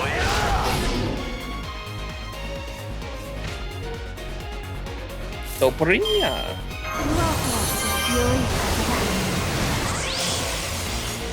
おお、よしよし。よーし。1光年以内に用なしって。わからっしょ。この時代だとこのくらいよね。そこ静かに。Bruh. 赤い死が迎えに来ても、発展の先に一人になっても、このシグナルはなくならない。スワークロンブルーバック、私の道は私が照らす。 Was that it anyway? I thought he had another guts. スピンドルツアラースタンバイ。こうなっちゃうとストップできないんだ。うるさくてごめんね。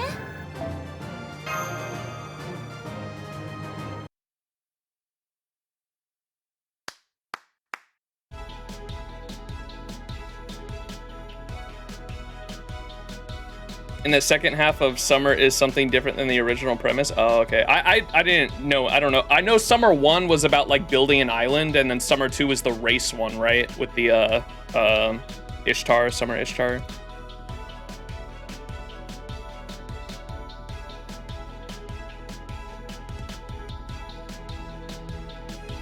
Oh wait, was the drag race? Part 2 had Warden Maeve or something. We don't talk about the second half of Summer 1. Congrats, you got a gold chest, yay. Karen claps. Bravo! You did it! You ate the whole thing. All right, way to go, Osvaltaman. I knew you had it in you. Though, not without taking its toll.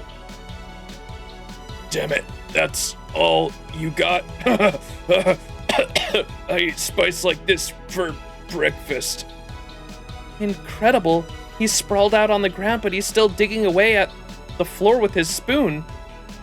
That's Osvaltaman for you. He's got more guts than anyone. That was a fine show of appetite indeed. In fact, it's made me a little peckish myself. As promised, you may now purchase this deluxe spice set for half price. That's the Blood, Sweat, and Tears discount. Thank you for shopping with us. The Blood, Sweat, and Tears discount. By the way, if any of you happen to know where I can find some of the top secret ultra spicy seasoning rumored to only be available in this city's blackest of black markets, I would be most grateful if you told me.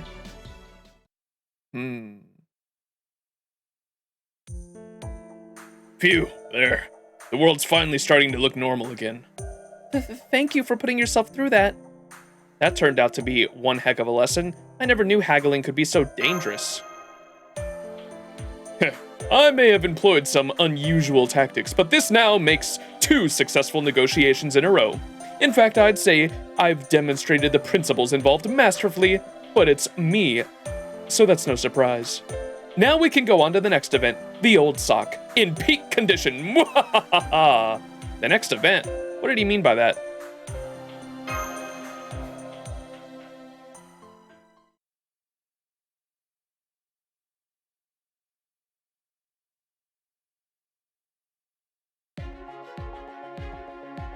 Alright, let's finish out section 11.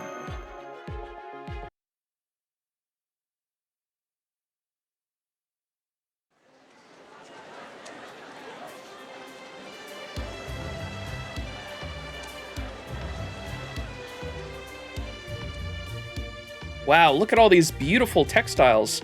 Talk about a market with personality.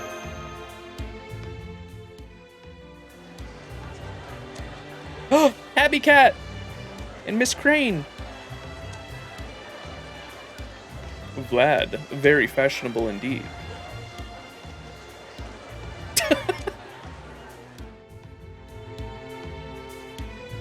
Here, let's try this shop. Welcome. We've got all kinds of beautiful textile goods here. What would you like? A perfectly normal store owner. Wait, what am I saying? I shouldn't be surprised. Normal is supposed to be, normal. Which is exactly why this place is perfect. Master, you've got your eye on that cloth pouch set, don't you? Don't try to deny it. I noticed you looking at it longingly. Those were the eyes of a man mulling over whether or not to take the plunge on something nice. Yeah, I guess I kind of was. You can tell? How could I not? Now, by my estimation, this set is priced well beyond rip-off range, so you're going to haggle it down to something more reasonable. Now that I've given you a masterclass in how it's done, this should be easy, right? Sure, I could just buy it myself, but where would be the fun in that for you? Now the greatest happiness to be found in this sock lies in finding something you want and striking a bargain for it for yourself. And what kind of sock guide prince would I be if I didn't let you experience that joy for yourself? Well, since we're already here, okay, I'll give it a shot. I guess there's no substitute for haggling yourself. Okay, I'll try. Well said. Just don't forget how kind and considerate I can be even after you get back to Chaldea, alright? So, you're interested in this pouch set, sir. Very well, I can let it go for this much. How does that sound? Huh? Surely you must be joking, sir. I'd go out of business if I let my wares practically walk out of the door like that. This is the best I can do. Still not enough. You're good.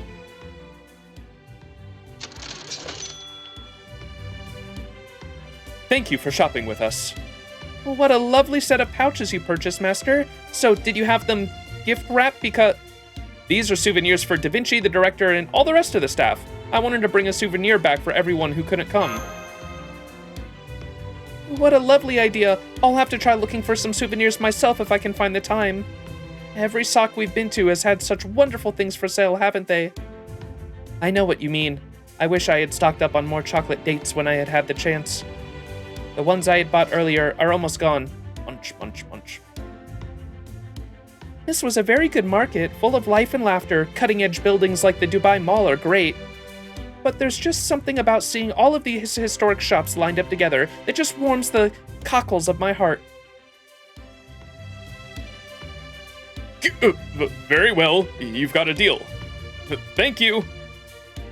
My impeccable negotiation skills pay off once again. A beautiful white cloth acquired at an absolute steal. Now then, Karna, come here. I've got something for you. I happen to find this very nice cloth at the store here. If you add it to your summer outfit, it should shield you from the sun and sand. Here, put it on. My aesthetic sense demands it. All right, thank you. Whoa! There we go. It suits you perfectly, just as I knew it would. Hey, boss, check out this belt. Doesn't it look just like the one Saha wore when he dressed up to impress a woman? I still remember how bummed he looked when he came back after he said it looked like a rat died at his waist. Oh yeah, it looks just like that belt, doesn't it? All right, I'll buy it for you, Osvataman. Huh? Hell no!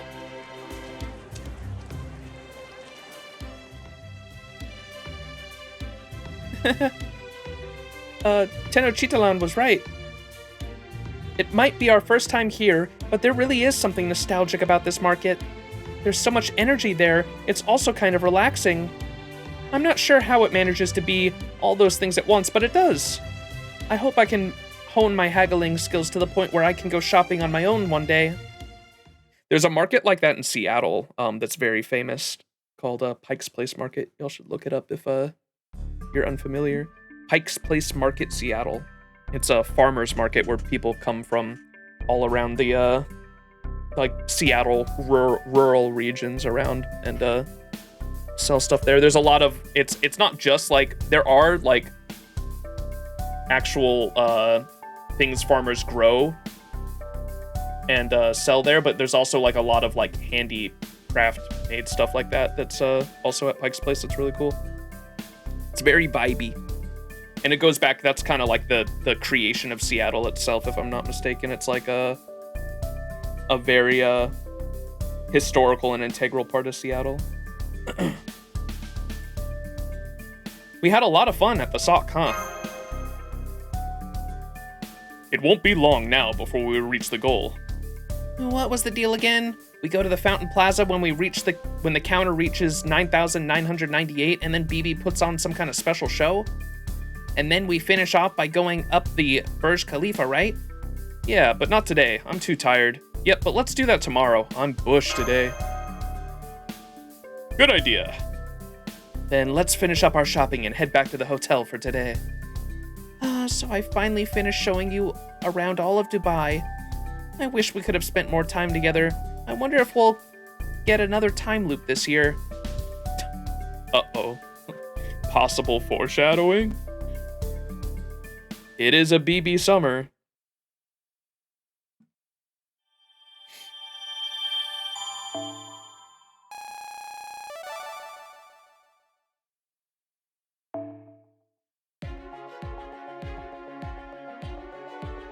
All right.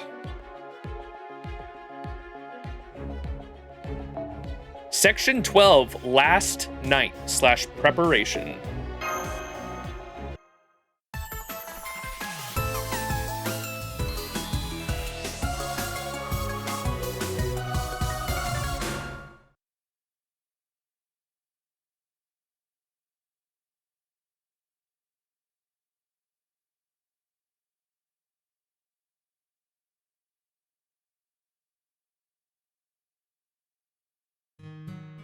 Tomorrow's our last day here. Aren't you worried? You're not scared that our trip's ending tomorrow? Who, me? Me, the dread Queen of Kerr? Don't be silly. Okay, maybe I was a little anxious when this all started, but now I just keep thinking about why of it all. The why of it all. The why, huh? Specifically, why did I end up like this in the first place? Now that we're coming up on our last day here, if BB really was behind it, then, like Lip said, she would have done something to mess with me by now. But instead, we haven't seen her at all since she gave us those credit cards at the mall. At the time, I already had this horn in my head, but she didn't say or do anything about it. Maybe that means it might not be BB's fault after all. Now I'm wondering if BB might not have even noticed. I don't know about that, but seeing as nothing else has happened, it might just have been some kind of naturally occurring phenomenon. At least that's what I'm thinking now. It's still kind of unsettling that I can't seem to smell death anywhere in this city. So she did say this earlier, and I was gonna say that was kind of one of the hypotheses. Kind of one of the things that I thought that they were kind of foreshadowing earlier was that it's, there's obviously a lot of weird shit we haven't figured out yet fully. My current thinking is that we're in the servant verse, just because like this has to do with a lot of like the extra and servant verse characters are in this story, and I kind of figured like it had a lot to do with space bullshit, and because of that, I kind of figured if we are in the servant verse, even though it's like a gag thing, I know there's like no humans. Every person in the servant verse is a servant, and if everyone's a servant, I would assume that would mean there is no underworld then, and that might be why the weird shit is going on with Erish. Nasu in his servant verse. That's kind of my current hypothesis at the moment, but we'll see. It's kind of unsettling that I can't seem to smell death anywhere in this city. I thought there was a chance things might be different at the SOC, but they weren't. I wonder, could that have something to do with this? Maybe there's just something about this place that doesn't agree with me, like how certain climates give some people headaches. I like that. That's kind of a cool descriptive way to say it. How certain climates can give people headaches runs parallel with the climate that she's in, or the circumstances that we are in this event are causing her to become a beast. At any rate, I'm sorry I've been making so much trouble for you, but at least that should be over with tomorrow. And then there was the other thing that X-Alter mentioned when she met with Ereshkigal and pointed out that X-Alter could totally tell that what was happening to her, and said that your aura is leaking servant verse like stench. Like which was like really weird for her. And so like X was able to immediately pin it and figure it out. And then also CL, when we met CL earlier, like some of the dialogue and some of the how she was like staring at Ereshkigal definitely made it seem like CL knew what was up as well. Aura Pog. It's called Aura, bruh. I'm sorry I've been making so much trouble for you, but at least that should be over with tomorrow. Thank you for everything. And I'm sorry I put you through this. Don't be. It was no trouble at all. Anyway, whatever happens tomorrow, I'm just glad my issue didn't ruin summer vacation for everyone else. And I'm really glad I managed not to stress out about anything while serving as your mess. Wait, what'd she say? I'm glad I managed not to mess up anything while serving as your guide. It's nice to know I can still be useful, even though I'm slow and clumsy. I feel like I may not have contributed much to the security detail, but it may be that my mere presence deterred potential threats. So I think I am going to give myself a well-deserved pat on the back. Okay. I think we're all pretty worn out, so let's call it a day and rest up for tomorrow. Good night. In the other room. It looks like we actually have a chance at finishing our trip without an incident. Which is not to say we should let our guard down just yet, but since nothing's really happening so far, it's really starting to look like it was just some weird natural phenomenon, don't you think? I guess it could be something like that happening. I could see something like that happening naturally. Hopefully everything will be wrapped up nice and neatly tomorrow. That's the best future we can hope for. That being said... Percival? Sorry, it's nothing. Either way, tomorrow's the last day of our trip. Whatever happens, we'll just have to do the best we can. Indeed. None of us here have forgotten our top priority. I will do what I must, come what may.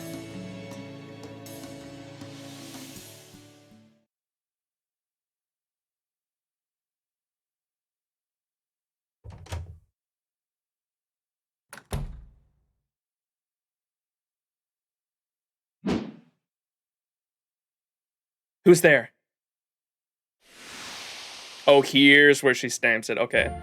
I think I saw this scene, I think, from going through Jason Does Whatever's video, because I go through there to try to map out my streams and figure out how long and how to divide up my streams.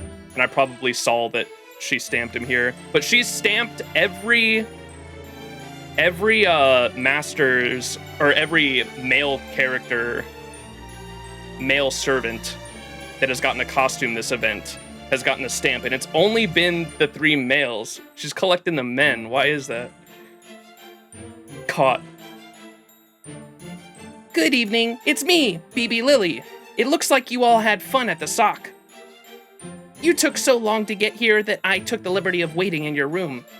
Oh, could you lower that dangerous-looking spear? I'm not your enemy. Then I'll rephrase. What are you doing here? Why, it's time to reward you, of course. I was very impressed by what I saw of you at the sock today. Now may I see your hand?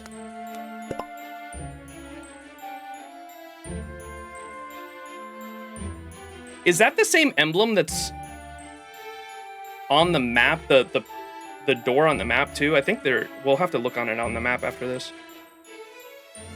What is this? It's your great job stamp. Your hard work today proves that you have what it takes. That stamp just makes it official. I'm relieved you accepted it without any pushback.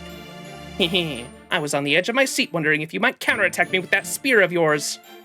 There is a lot we still don't know about you. I get the feeling you're more than just a guide. But like you said, I do get the sense that you're not our enemy. That's all. Thank you, and that concludes my job here. Your job, huh? If you mean your guide work, you barely showed us around. If you're referring to a different job, what is it? Oh, just a little insurance for the various things that are about to happen.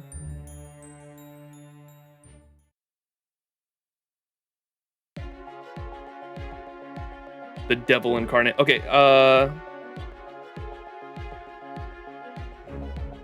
Oh, I guess I kind of thought that looked like a flower earlier. Maybe it's not. It does kind of look like a star, though. So what was the... Kind of similar? Yeah. Just running visual parallels.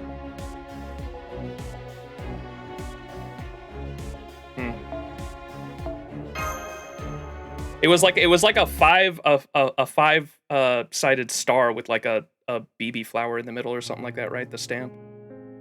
And it was green. Definitely looked like a rune of some sorts, maybe. Or airish. I'm not worried. I'm not afraid. I'm just curious. I know that's what I told him, but the truth is, I can't help but be a little... Why did I turn into a beast? Why is the scent of death nowhere to be found in this city that can measure joy? Humanity. Why is he...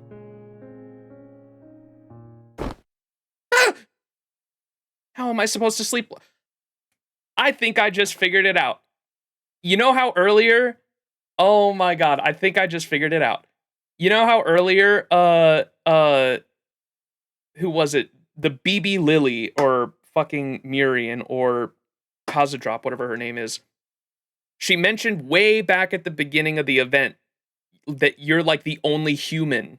You're the only human here, or you're the last of you're the last human here. Something along those lines. She had a dialogue like that. If to become a beast, you have to love humanity, and the master is the only human left, would that make her a beast? Is that what it is? You know what I mean? This little dialogue right here kind of made me that. Holy.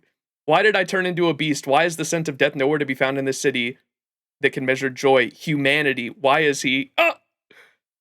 How am I supposed to sleep like this? Maybe I should try going for a walk. I mean, they do say moving around helps you keep your mind off things and makes you sleepy.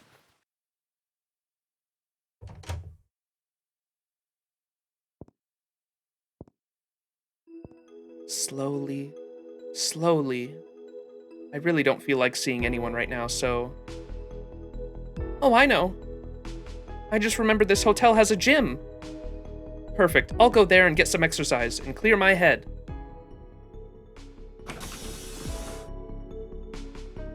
I don't see anyone here. I hope it's okay to go in without asking. Oh. We're here, and yes, it's perfectly okay. Yeah, this gym is for hotel guests, and you're a guest, so it's fine. As for us, we're part-time personal trainers. We usually work at other gyms, but today, we're on duty at this hotel. So you can just call us guy and girl, respectively. Okay. Okay. So where would you like to begin? The bench? Dumbbells?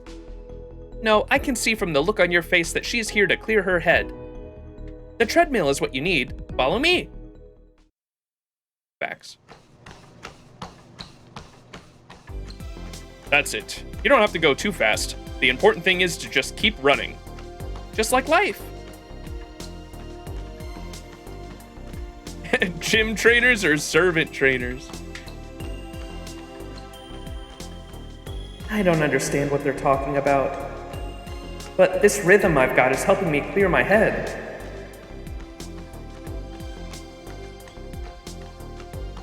I love your hat, by the way, though it does seem like it might be getting in the way right now. Even so, I'm not taking it off for anything.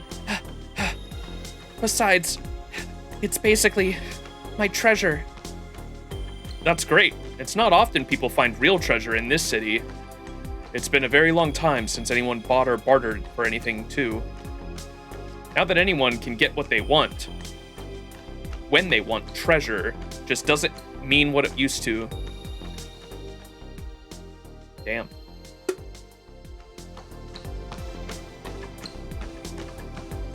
Don't you have anything to say? I thought a trainer's job is to give advice. let us ask you something first. If answers are what you want. If we're reading you right, you're looking for a complete physical and mental detox, right? You can tell us what's on your mind if you want. Well, let's say, hypothetically, purely hypothetical, can you think of any reason why someone might suddenly turn into a beast? Why are we expecting them to know out of nowhere, too? I guess she doesn't realize what she's saying. Huh? Wait, what am I saying? Should I really be talking to these people about this? Why not? Both my body and my head feel so warm and light right now. I'm not sure why, but I get the sense I can trust these two. They remind me of the feeling you get when you're hopelessly lost. And then you look up into the night sky, you see nothing but the empty blackness of space and unfamiliar stars. But then, you see the pale blue light of the moon shining down on you, just as it always has. Wait, holy cinema, Nasu, that's crazy. Moon mentioned because they're from Extra, get it? That's cool, I like that. Come on.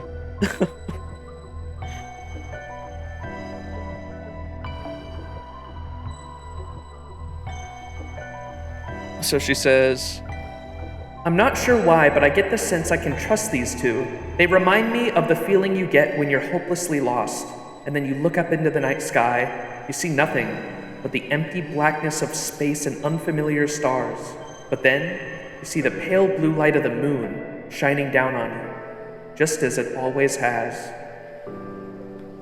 I gotta screenshot that. I really like the writing there.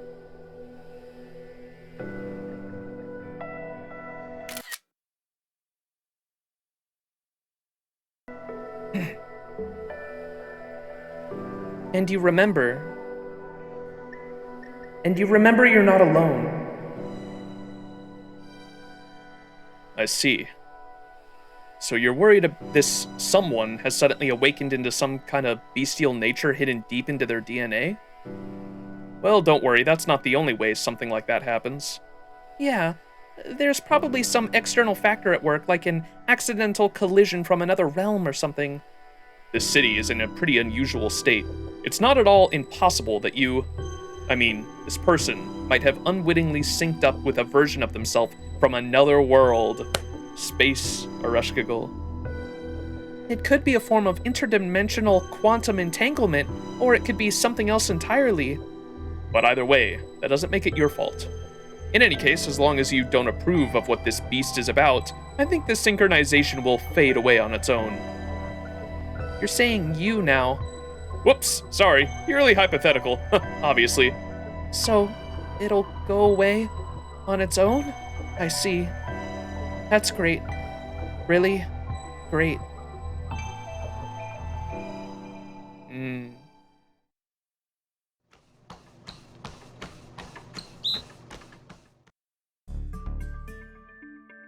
Girl holding a whistle in her mouth. Okay, that's enough. Time to hydrate.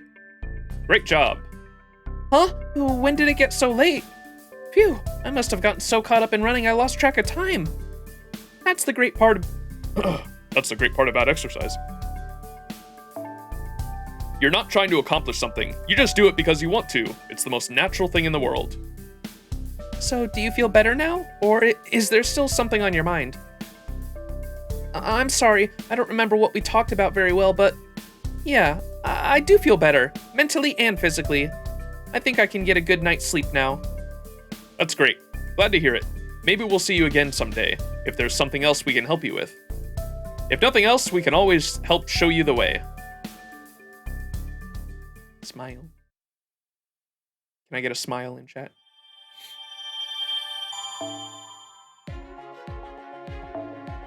What are their names? Is one of them Hakuno? Are they both Hakuno?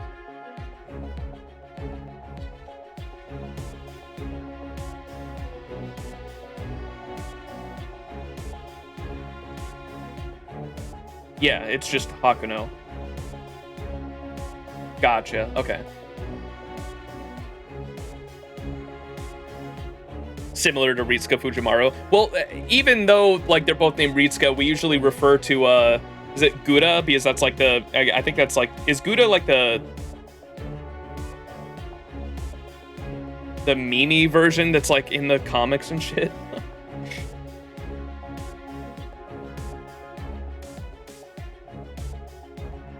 Gura's not an official name. It's like a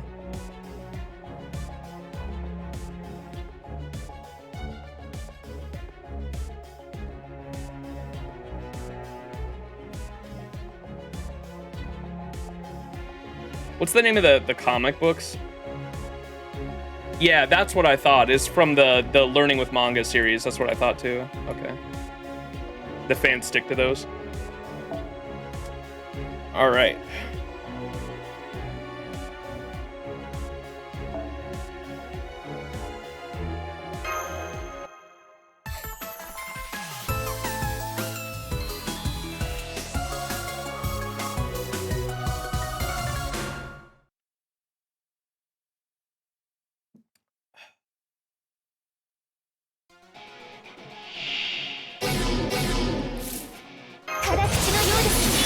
What the hell is this? Warm marble, hot stone, hot stone. Metabolic heat.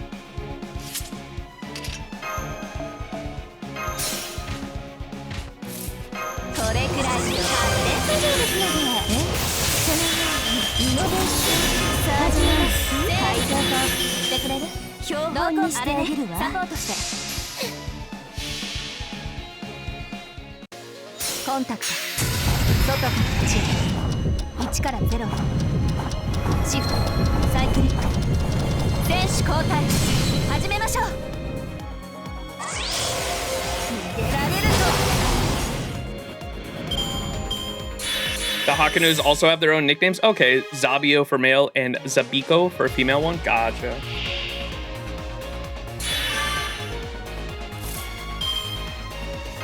Hi, NSS サービスです。もうついてこれやっていいの？コズミックツアースタート。サポートお願いね。魔力溢れすぎてごめんあそばせ。地球の女にはあったでしょ。とっておきのツアーに入れてあげる。お題は結構出世払いで返してね。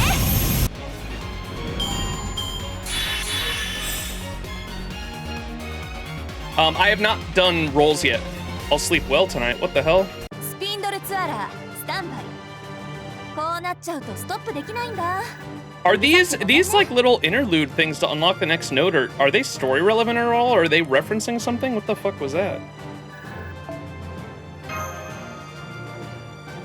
I'll sleep well tonight, and it said something before that. I didn't see what it said.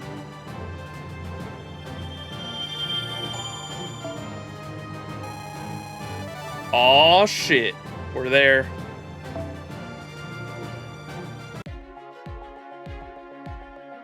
Section 13, the final one. I have not done BB rolls, but we will be doing BB rolls at the end of the stream after we get caught up and finish the event. Story, anyway. All right, we got the 90 plus node as well. Let's hop into it. I assume it's gonna go, we're going to the main tower now, right? What is this? Oh, is there another side quest? All right, let's do the side quest. I want to make sure we do all the side quests before we finish. Dubai's white walls and black bikinis.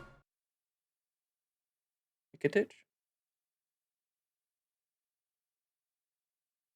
Dubai Mall, second floor, bookstore. This is the last side quest? Okay.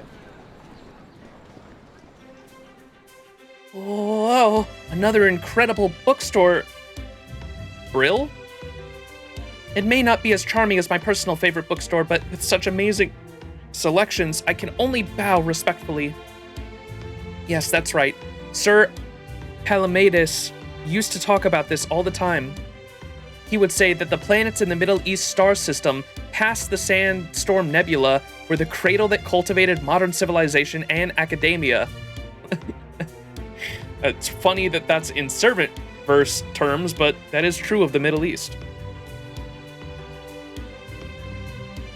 Now then, let's see. Oh. They not only have my usual go-to fiction novels, there's no shortage of practical non-fiction books, perhaps because this is a finance-focused city. Either way, one of the best parts about real bookstores over online stores is browsing books from unfamiliar genres. Take this one, for example. 90% of villainy is who says it first. Yeah, that makes sense. Rich villain, destitute heroine. Love it. I've only read the title and I'm already sold. Oh, Jesus. The 666 habits of highly effective villains. Isn't that way too many? No way I can do them all. Everything goes well if you wear a swimsuit. If you want to go viral, get a useless dog. Just eat. The villain diet. Life of the Schollinger. Calorie free. Life is Schollen. How do you say that?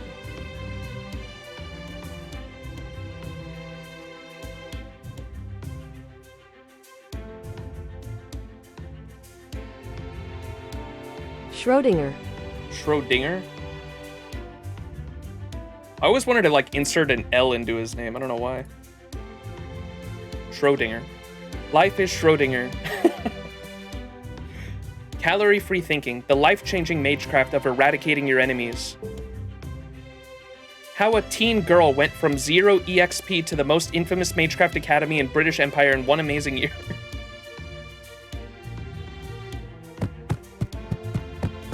Oh my gosh, just looking like the LB6 script. Miss, could you use the cart, please? Oh, whoops, I did not realize I was carrying so many books. I'd like to have all of these, all sent to my hotel. Put it on my personal mysterious black card here.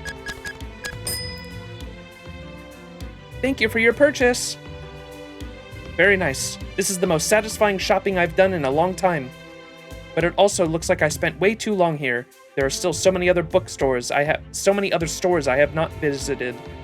Not only that, it is already noon and you're hungry. God damn it. Read you like a book, Miss Sweets. Okay, that's pretty good. All right, time to find a place to replenish my energy supply. It's lunchtime. And of course, a mall this enormous must be absolutely packed with places to eat. And I assume you don't just want any food. You're gonna want the shit packed with as much sugar as possible. Oh man, I'm too late. Every restaurant is already packed. It does look like there is still a few empty seats here and there, though. But what would be the point of coming all this way to Dubai if I just got a hamburger or fried chicken from the same chains I always go to? Oh, hang on. I smell something juicy and spicy. Now that smells like a local cuisine. Even better, it is not too busy right now either. Shawarma? Shawarma is some kind of kebab? Honestly, it looks really, really good. But I can't. I don't know why, but it just seems like something heroes eat. Fine. I'll just have to go somewhere else. Good thing I marked that place down for just this kind of scenario.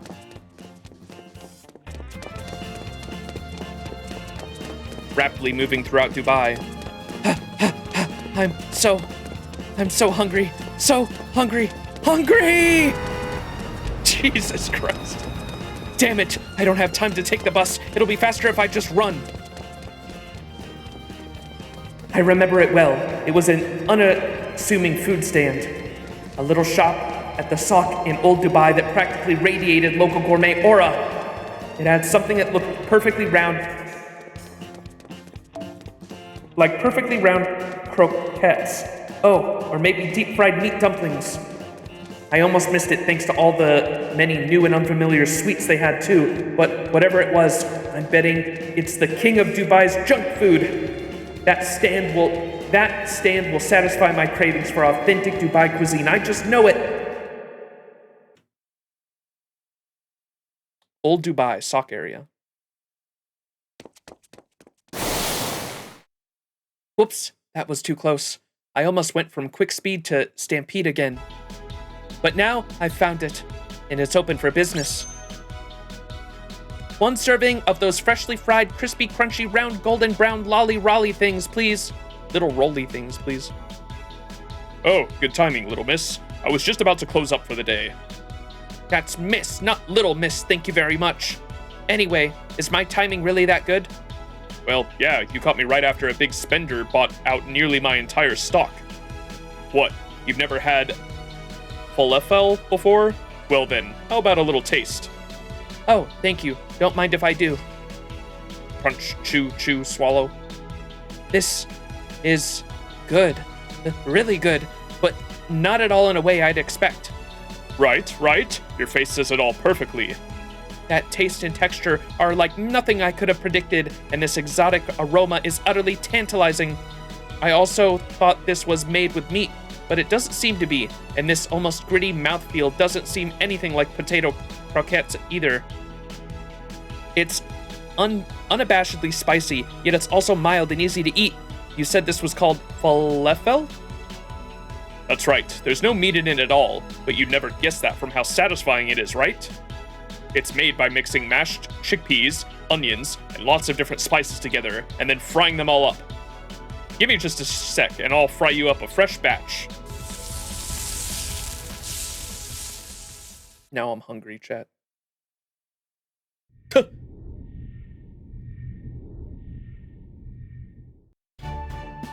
That was so satisfying I accidentally flashed back to the servant verse while I was walking.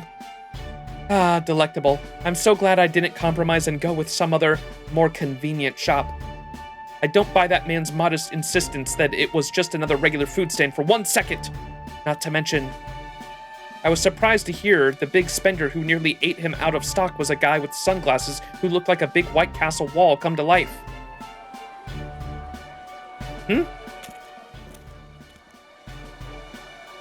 Wow, I didn't realize I had wandered into a much busier part of the marketplace while I was thinking. Well, since I am here now, it'd be nice to finish off this meal with some classic Dubai sweets.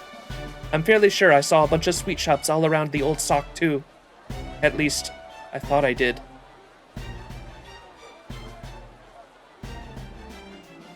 But looking around at all these shops lined up together, you can really tell Dubai doesn't actually have that many things to call its own. For example, most of the candy shops out here are Indian. Whoa, that looks sweet enough to absolutely obliterate my taste buds. And Arab sweets like knefe and baklava are surely common in Turkey and Egypt too. They must have been brought here through trade and by religious people coming here on pilgrimages and whatnot. But that's not all. There's something else here too. I may not be able to see it clearly in this moment, but I can still tell they have something in common, deep beneath the surface.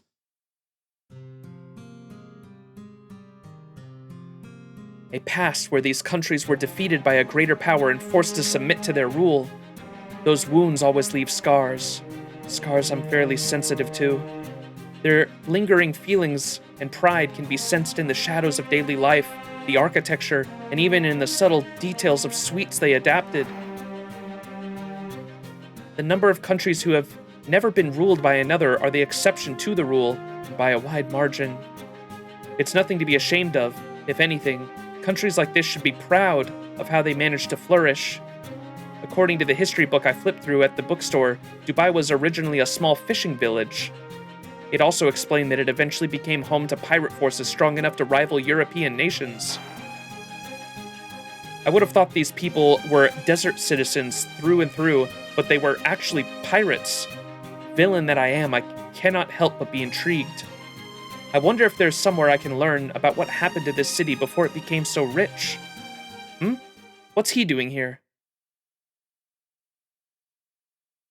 Is that supposed to be the White Castle wall? He just went into a traditional building. It looks like a mansion in the desert. Old Dubai, Historic District. I see, there are a number of similar buildings here too. What is this place? Oh, a museum dedicated to the history of Dubai. This seems like exactly the kind of place I'm looking for.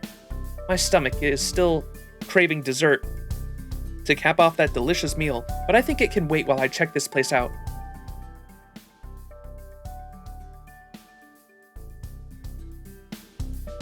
Whoa, OC2 movie theater. Perfect. I'm just in time for a short film.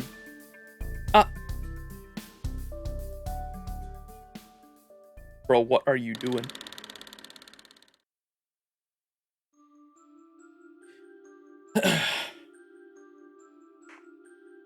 Dubai was once a small village that subsisted on fishing in whatever pearls its fishers could find in the sea.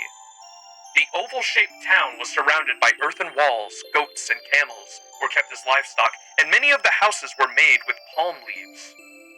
Over time, this region and strategic points along the Strait of Hormuz began to see ships from Europe's colonial empires passing through its waters. Meanwhile, the northeastern regions of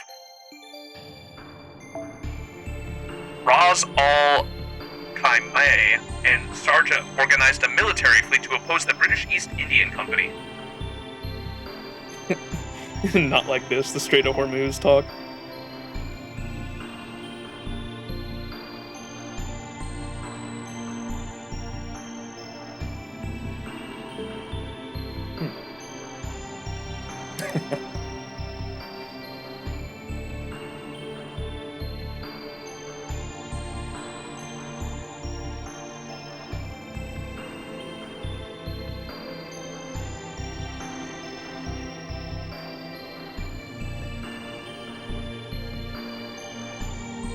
Sir Percival? To my shame, I had a difficulty remembering his name when I first saw him here. Of course I realize he's not the same Percival as the one from the servant verse. There, he is a peerless knight and my nemesis. But even if he is a member of Chaldea, he's still a servant just like me. My amnesia must be even worse than I thought. Or maybe there's another reason I can't seem to remember him. It was then that a ferocious naval war broke out in the waters near Dubai, a place the British Empire now feared as the dreaded Pirate Coast.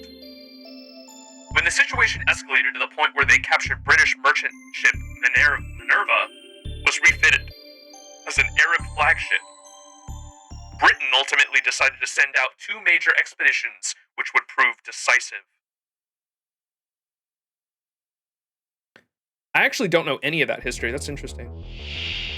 Because I think Please do not get in my way. What are we fighting? Local area annihilator? What the fuck?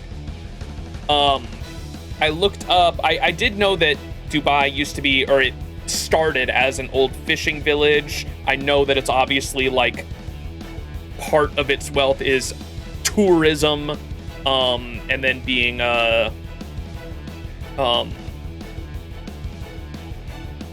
located where it is, it's just like an economic hotbed for the area. People don't care about them until it's all over the news. Well, Dubai, until fucking, not only like the recent news, but with fucking the couple years ago with the Labubu Dubai chocolate and the TikTok trends and shit like that. But yeah, and I assume, that's why I assumed, I was like, that's probably why Nasu made it the location for the summer, would be my guess, was because 2 years ago, that would have been when like the TikTok trends and shit were happening.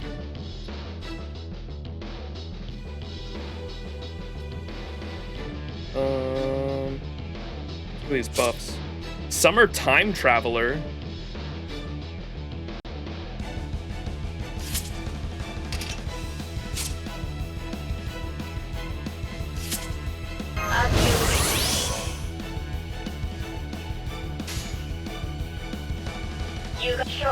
You got very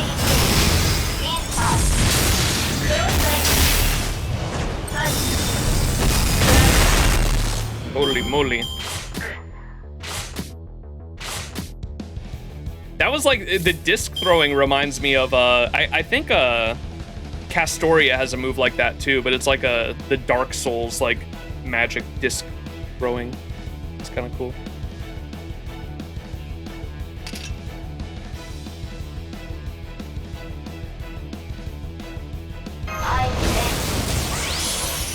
Quantum armor.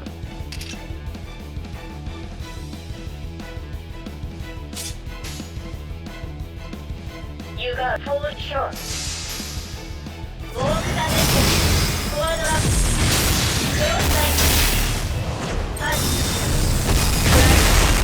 pretty cool. I like the extra attack.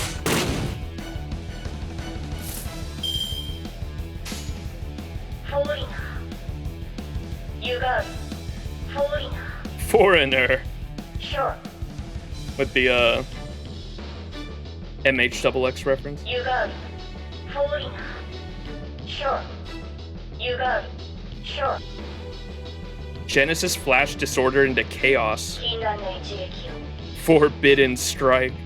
我が身魔力をワールズエンド禁断の一我が身魔 Sure. You got it. Let's see this. 創始先行みだらなケイオス大地星雲正すは天 Oh my god. 因果は巡りルテン Whoa! エーテルメイルストローム Holy moly. That's cool. She actually just one-upped MHXX's no NP, it looked like. That's pretty funny. Hers is a... Oh, this is like a flashback to her nemesis. Okay. I see. Because Percival, Space Percival was, her nemesis, right? That's probably why earlier in this story she referenced him as like the white wall or some shit.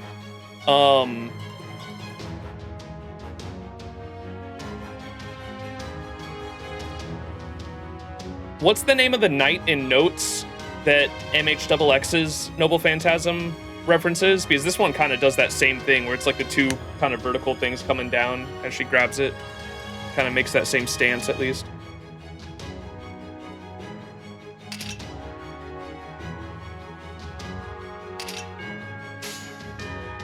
You got it. Sure. Walk that is. Forward up. Cross line. Touch. これは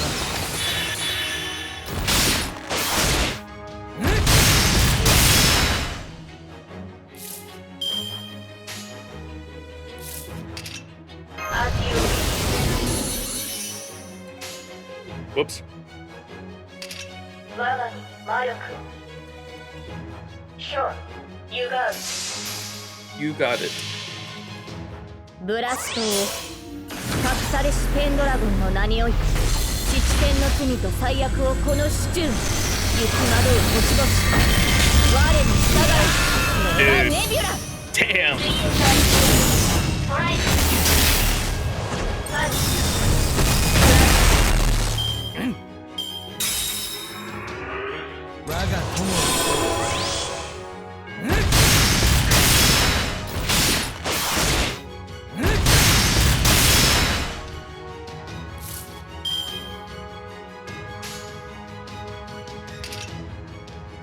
You got falling. Sure. Very. Forward up. Cross line. Touch.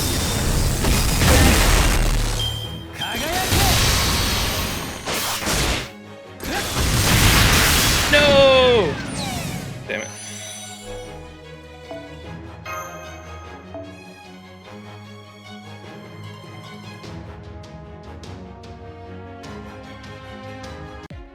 That target lock fucking threw me off big time.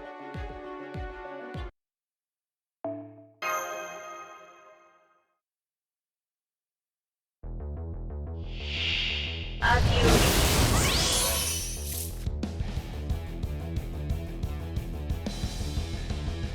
So we'll use this early on. As you Sure. You got it. Falling. Very. Forward up. Cross line. Touch.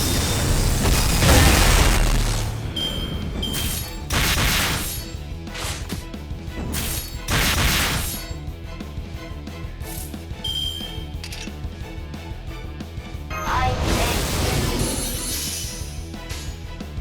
禁断の一撃を。ワールズエンド。You got it. 創始進行乱らかけ大地星雲正すは天命因果巡る無限エーテルメイルストロームブラックジャックブラックパス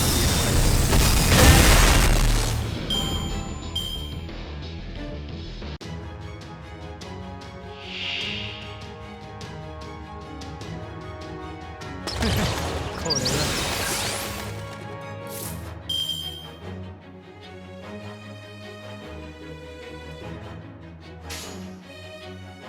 You got it.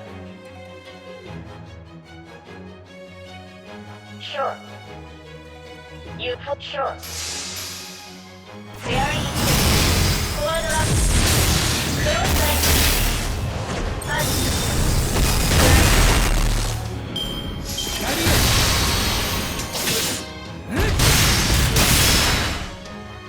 Okay. 禁断の一撃を。創始進行乱らかけ大地星雲正すは天命因果巡る無限エーテルメイルストローム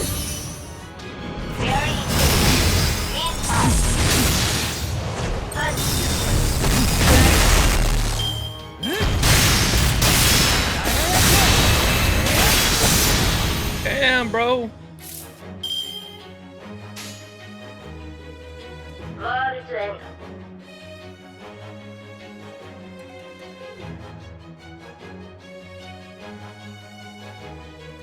You got it. He might kill me next turn. I don't know. Am I supposed to just rush him maybe instead of worrying about the goons?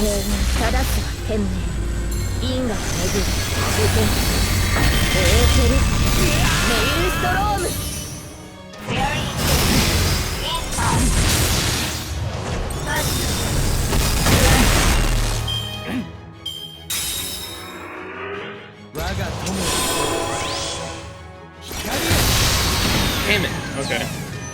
We'll just focus him, I guess.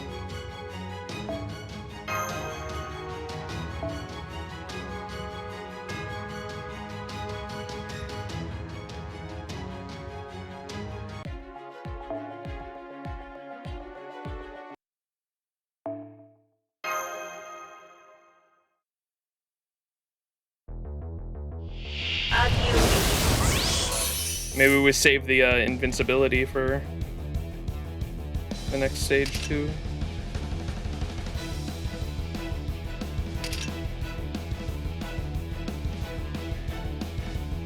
I'm gonna save that too. Forward short, you got it. Walk damage. Forward up. Close leg. Touch.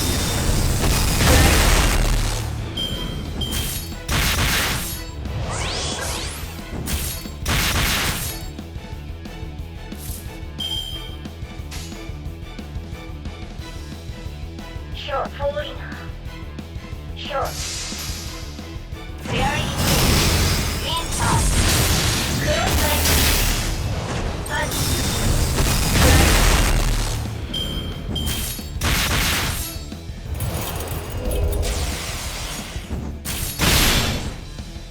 Ouch. Short, you got it. Falling. Walk damage.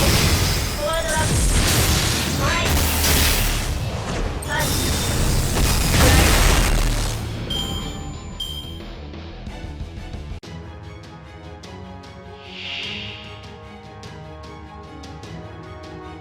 Raga Tomo.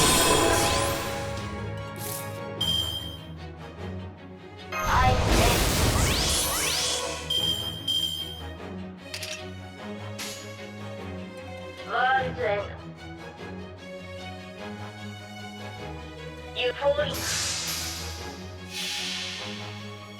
創始進行乱らかけ大地星雲正すは天命因果巡る無限エーテルメイルストロームスラッシュタッチ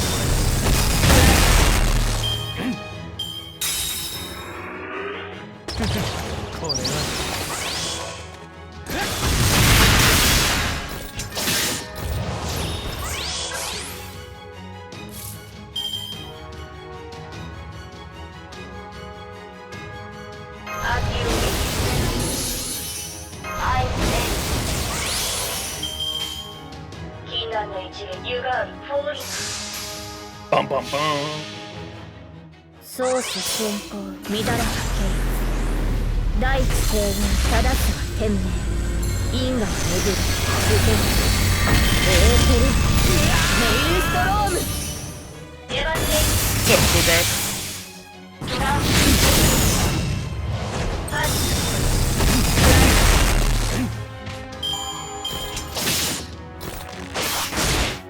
Yeah.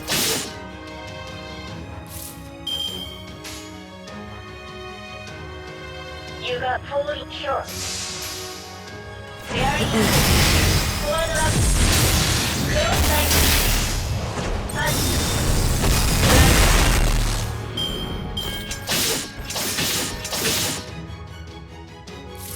Lost on BB Dubai Cancer Moon Cancer rolls. Yeah, I was about to figure it was something like that. I'm sorry. The gotcha doobie gotcha-ing. You got ブラストを隠されしペンドラゴンの名において七天の罪と最悪をこの手中行き惑う星々我に従えメガネビュラ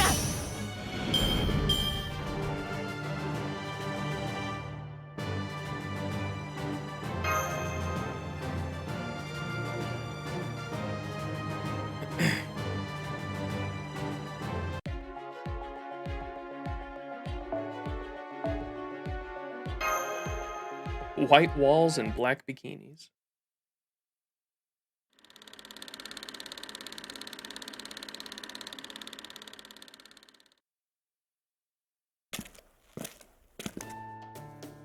What a fascinating museum.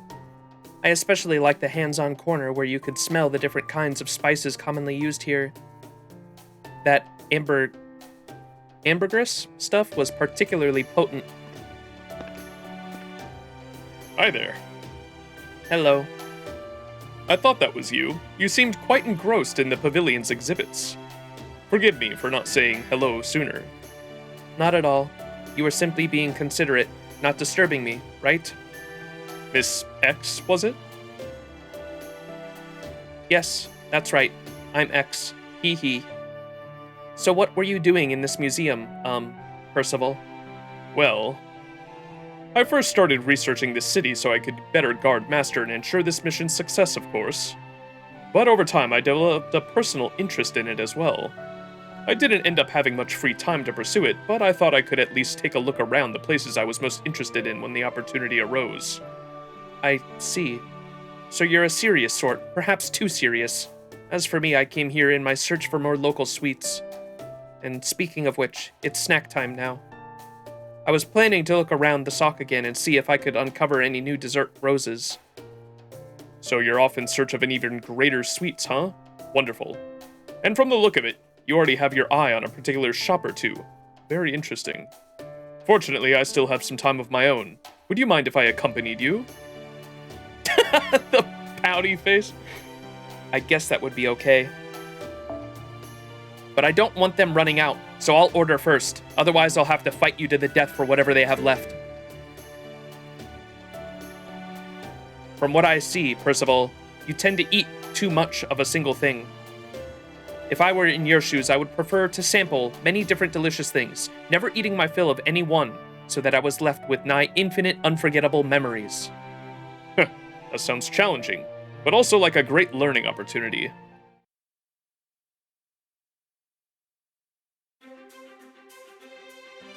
Oh, maybe this is where I remember seeing that thing up close before with the flower logo. I can't see because Percival's big-ass fucking rock-hard body is blocking it, but...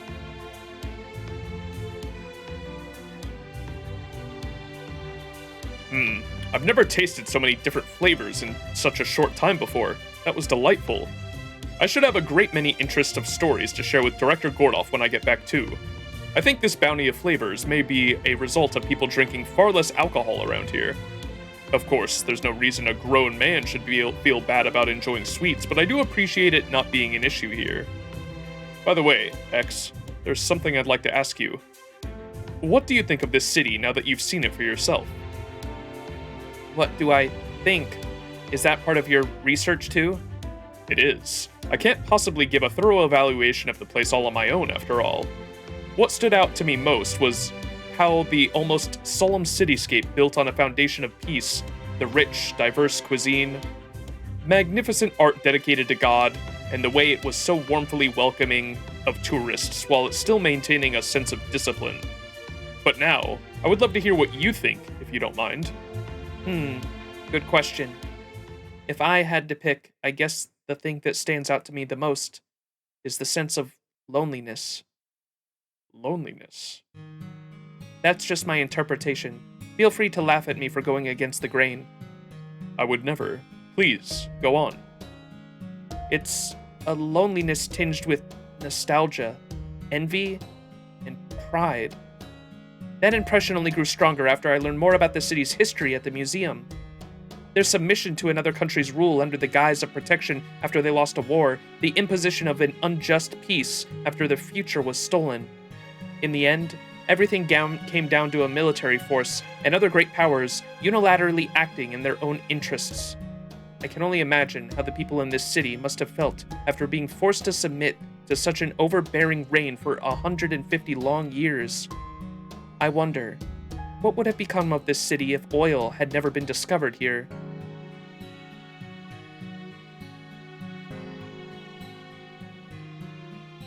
It was only a few decades ago that the coastal countries in this region, including Dubai, banded together to form a confederation and win back their independence. From the standpoint of history itself, that is practically the blink of an eye. In those scant few decades, this city had undergone incredible growth unlike anything the world had ever seen. That growth must have been the source of a great deal of joy for its people. You can clearly see their pride in the city from the way its skyscrapers seem to rise directly from the desert sands. And yet, I think they also realized what all this sudden growth was causing them to leave behind. The chaos of the sock in Old Dubai. The few historic buildings that still exist around the museum, complete with their weathered earthen walls. They must be in this city's roots, its precious memories. I think it's nothing short of a miracle that they still exist while there are still people from the previous generation who remember what things used to be like. And yet, I doubt this city will ever stop marching along the path of progress. Indeed, that's why it seems so lonely to me. I see. Master told me this girl from another universe who has the same face as King Arthur is still missing some of her memories. So I can understand why she would be drawn to this city's past and sympathize with its struggles. At some point, every powerful city will be forced to make a major choice. A choice to determine who they are and who they want to be, because nothing stays the same. Thank you, X. That was very insightful. I'm deeply grateful for your perspective. Oh, is that so? Does that mean you'd be willing to treat me to a round of that cutting-edge VR drone game that they have at the mall? Drone game? I'm sorry, but I really must be getting back to guarding Master. Damn, it's no fun playing a game like that without an audience. I was so sure I could set a monumental new score, too. One as high as the Burj Khalifa.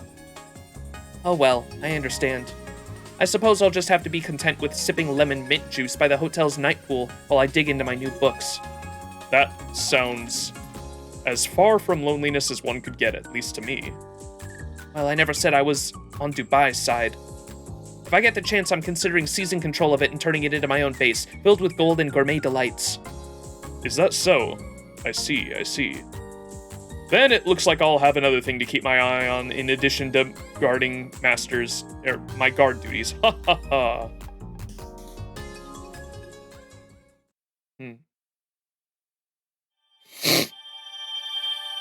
You're currently 7 pulls away from hitting pity on CL, which means I got her with the 5 tickets of August and just 6 St. Quartz, but still feels sad. It never feels good hitting pity. I feel you there. I've only hit pity once, and it's not a good feeling. That's for damn sure.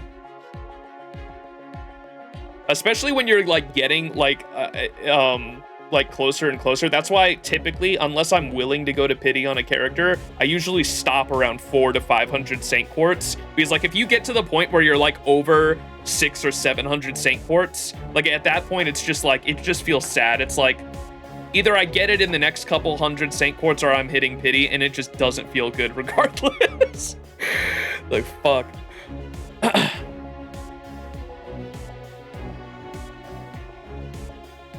All right, are we ready for the final chapter, chat?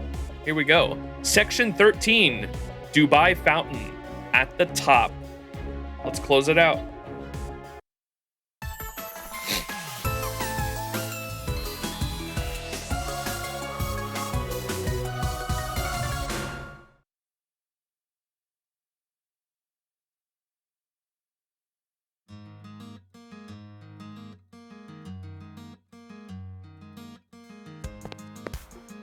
Aw, Irish smile. Huh? I thought I'd be the first one here. Good morning, Max. It really is a good morning, isn't it? I slept so well I actually woke up earlier than I expected. Morning. Looks like she really woke up on the right side of bed today. What? Why are you staring at me like that? Cut it out. Anyway, today we finally head out to the fountain. I wonder what BB has in store for us. It better not be a letdown after all her big talk. Yeah, I've been wondering the same. So, how's your little, condition this morning? So how are you feeling today? Oh, that. I feel perfectly fine. In fact, I was able to almost forget about it for the night, too. Like I said yesterday, I think I might have just been able to close out this trip with that. Like I said yesterday, I think we might be able to just close out this trip without an incident. Remember what we said back at the beginning? Sometimes things that happen suddenly end just as suddenly. And that's looking more and more like the case here. Yeah, maybe you're right. I hope you are. Now that's some positive thinking. Good morning, Senpai. Good morning, Nareshkagul. You're both up early today. And if I'm not mistaken, Nareshkagul looks happier than she has for the past few days. Maybe this means she knows her problem will be resolved today. If that's true, it would be great. Let's just say I was eager to get going. Besides, it looks like you're up pretty early too, no? You're right, I am. I'm looking forward to the show BB promised us at the plaza and getting to go up to the Burj Khalifa afterwards. I can't wait to see the view from the tallest building in the world.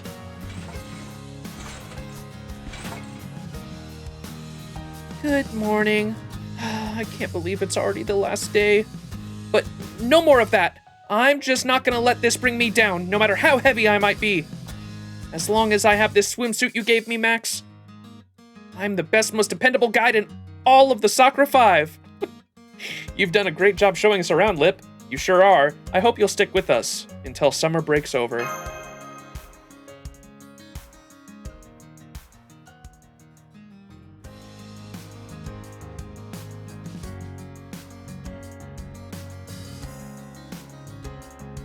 It looks like everyone's here. Then with that, let's get back on the bus and head to the plaza in front of the Burj Khalifa.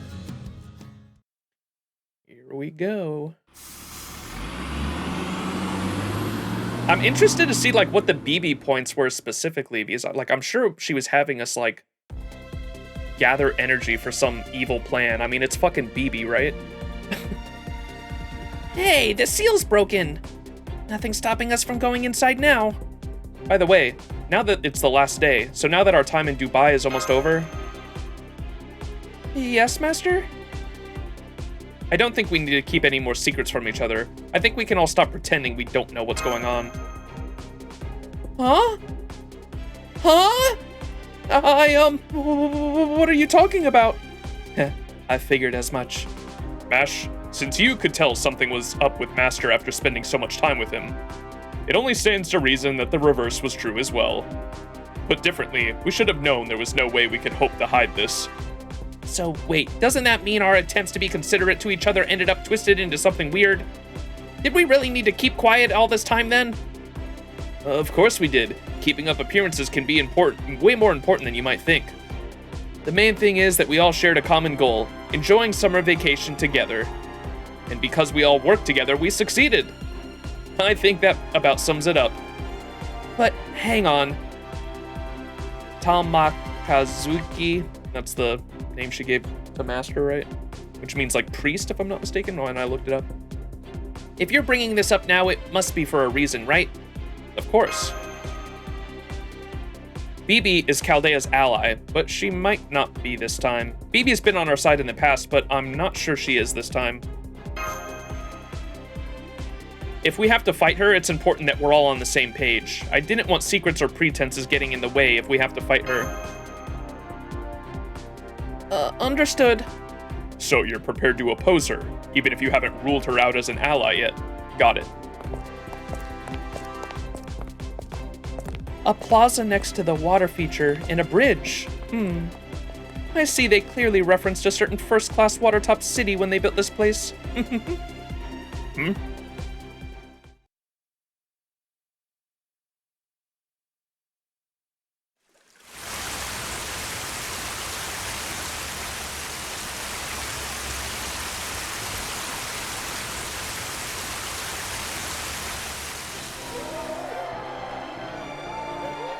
Upper-class citizen? Whoa, it's them, the heroes who are going to max out the joy counter. It's Master Max and his servants. Man, he looks so sharp and dependable, you can tell he deserves to be the last master of humanity. Now we can relax and cheer them on without any worries. I'm sure this wrap-up is going to be amazing.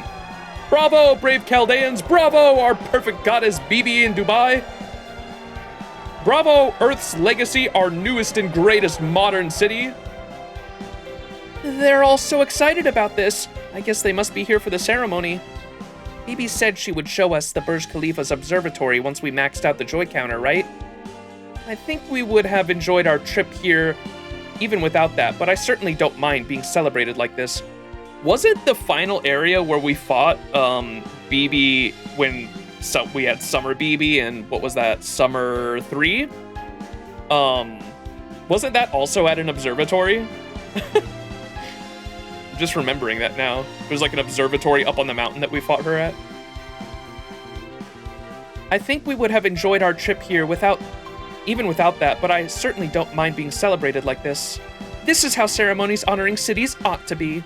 Of course, I'm very used to seeing red carpets, but still. Whoa, the fountains just kicked in. Damn, look how high they go. They remind me of giant geysers I saw on planet Yellowstone. Of course, these were naturally occurring traps that would send anyone who accidentally stepped on one into the stratosphere, but still. Welcome, everyone! Congratulations on making it to the Fountain Plaza! As promised, I'll be putting on a special show to fill that last notch on the joy counter.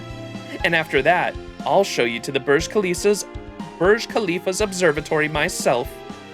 Coming right to the point. Since sadly you'll be heading back to Chaldea now that you've completed your mission, I thought you could still show the people of Dubai just how brave the last master of humanity really is. Here's an idea. What if you were to fight a single special battle during the fountain show? Of course, your opponents would have to be strong enough to give you a good run for your money. So you want us to have an exhibition match? I guess that's okay. If that's really all it is, I suppose it's fine. Please be careful, Max. This is Bibi we're dealing with after all. Just know she's dramatically underselling how strong your opponent's actually gonna be. Oh, right. Passion Lip. You're still here. Well, I guess that's okay. Now then, it's time for the grand finale to your Dubai sightseeing tour. A rematch with everyone you fought so far. Please enjoy your deluxe extra long battle, everyone! Uh-oh. Extra long.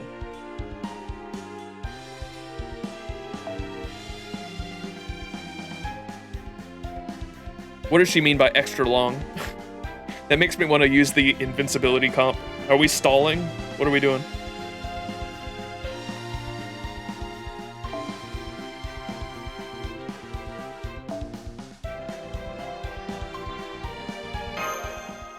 I guess we can always... Ooh, music? Pause champ?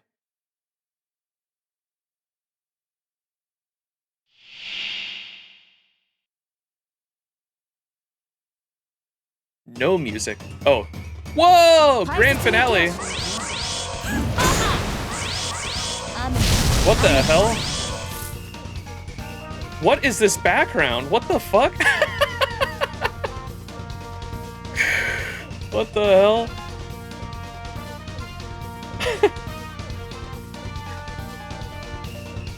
It's like the credits. That's kind of funny.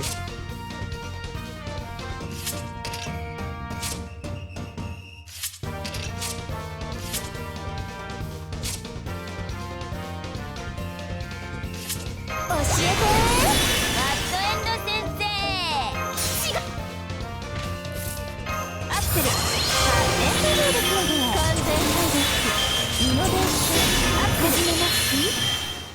14 enemies.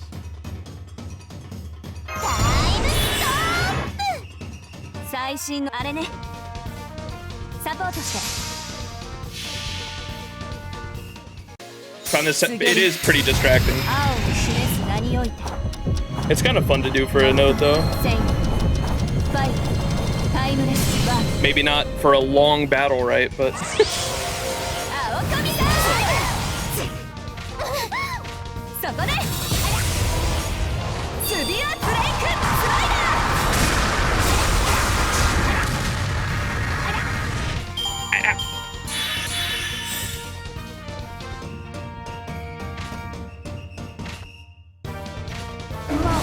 Lubu!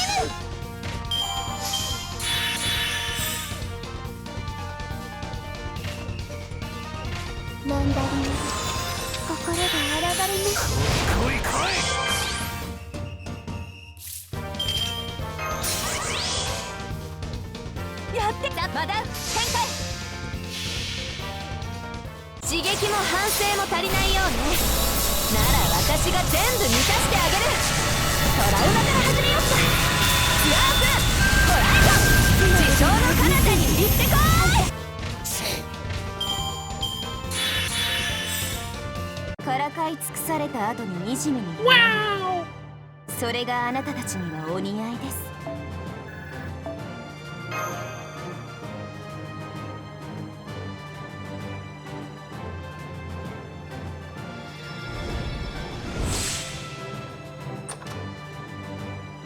Get the reward now.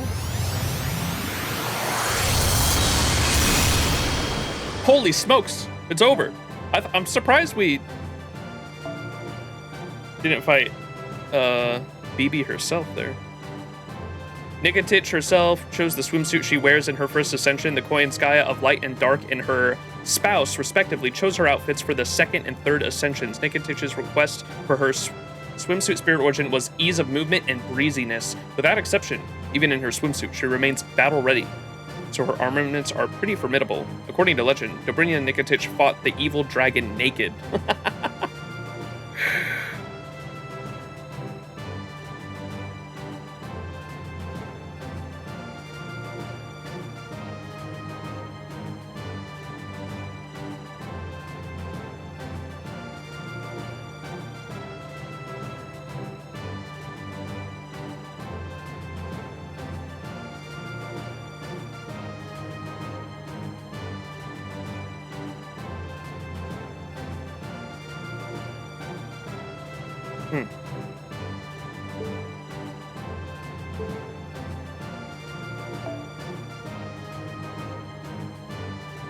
Concept. What if CL existed in the Servant verse? Essentially CL from Tsukihime, a piece of blue glass moon, but her armaments are amped up in the power to fit the sci-fi setting. Shining CL, her third spirit origin, is her from after activating Idea Blood in the Servant verse. Footage of her smashing a planetary type vampire species with her pile bunker leaked across the cosmos. Her dignified grace, delicate beauty, and cool cuteness instantly earned her recognition as the idol of the universe. Servantverse shit is so crazy, dude. Since then, quests where CL is eliminating planetary vampires have been dubbed star lives, with fans hurriedly warping to those star systems. The cost of space housing has skyrocketed in these places as a result, sparking fierce competition for the seats at the show. The tiny crown floating above her head is proof of her saved the galaxy once achievement. Any member of the Galactic Police would bow down in awe just at seeing this crown. Her third spirit origin is composed of the pseudo-light frame, in other words, Ultra CL. Huh? Why did it have to turn out like this? Because it was burned down to the atomic level in our final battle!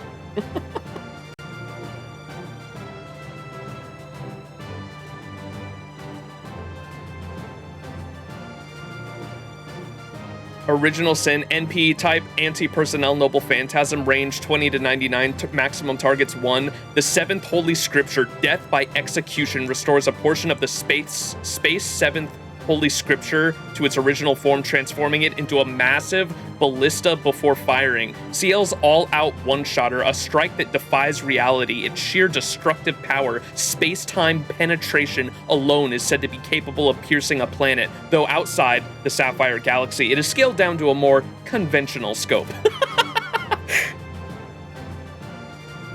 None of that has anything to do with Tsukihime. It's alright. If it does or doesn't, I was kind of understanding that they might have, like, a lot of it might just be references, if anything. I'm not trying to, like, think too much about it or I'll end up spoiling myself type deal.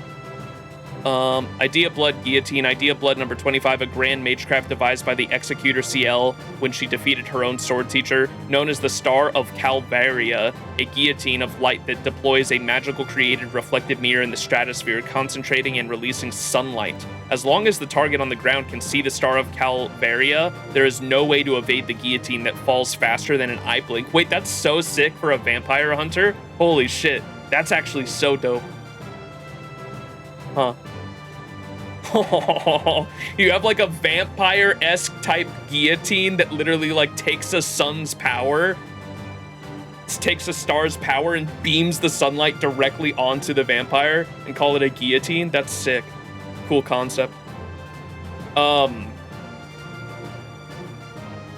Yeah, but similar to when I started reading Witch on the Holy Night, though, the thing that made me want to read Witch on the Holy Night initially was seeing Aoko's Noble Phantasm in FGO. Like, I think I saw the farming comp, the Aoko face card farming comp, and when I saw that, and I saw specifically the Noble Phantasm transform from normal Aoko into Super Aoko, I thought the animation was so cool that I was like, I need to know the context behind this, and that's originally what made me want to read Witch on the Holy Night, and it took me forever to get to it, but then I eventually got to it right before the Witch on the Holy Night collab, so I could, like, fully understand everything. But similar to CL and Tsukihime, I'm kind of like that. Like, there's things I know, some things I've seen animation-wise in terms of characters' kits, and like I assume if you've never read Tsukihime, it's supposed to not be known that CL is actually an executor for the church, but obviously I know that. And there's just like, I don't know, little stuff like that I've been spoiled on. I just don't know like the full context of like it and this character's story, I suppose. All right, was there another one? Nope, that's it. Does CLNP make you want to know more about Neko arc? Well, I heard that was like, y'all were telling me that that's a little bit about, oh, that's the Teach Me CL, which is that's like a little gag that pops up in the bad end routes, or when you get a bad end, CL and Neko arc like tell you what you did wrong. That's pretty funny. I only knew Neko arc from, I didn't know Neko arc was from that. I thought Neko arc originated from Carnival Phantasm, to be honest. Because I think I saw Carnival Phantasm and that was like the oldest iteration of me seeing that, but it makes sense if it's like bad end stuff too, just like a Taiga Dojo, right?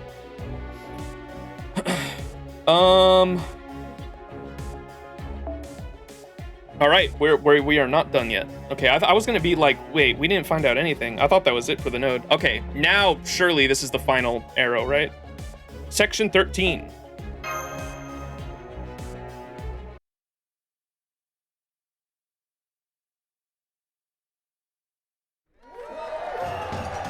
That was a blast! Thanks again, everyone!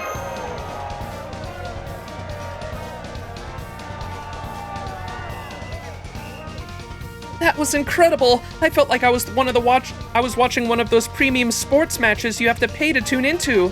Huh? When did BB slip away? I'm glad XX Altern, I thought to go over the fight. Decided to go over to fight on the other side. That was a great workout. There really is no better battle than one against a friendly rival. I can't believe BB even prepared a 3-dimensional dummy model of that mysterious executor person. She really must be rich. It was very well made as models go, but I don't think one mysterious figure is plenty. Oh, she's talking about herself. Look, that was the last bit of joy. The counter's about to tick over. Oh.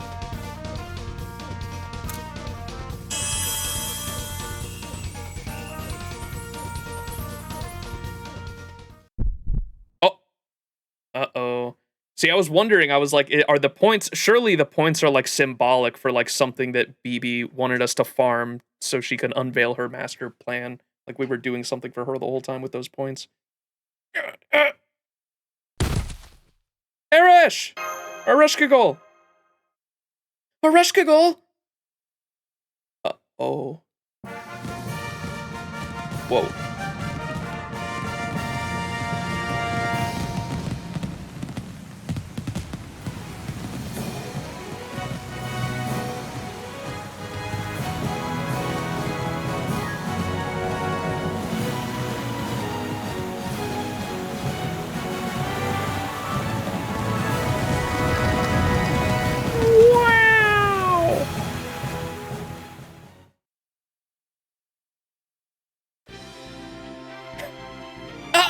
What's that sound?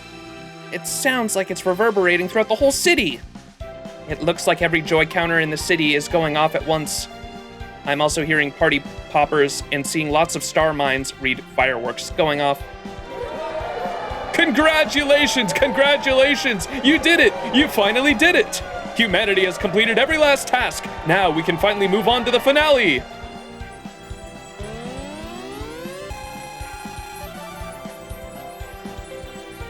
Part of the joy counter just moved aside. There were this many digits behind it? It just grew like Pinocchio's nose. It just grew like Pinocchio's nose gone haywire too. And wait, now that there's even more numbers packed in there too? What is this exactly?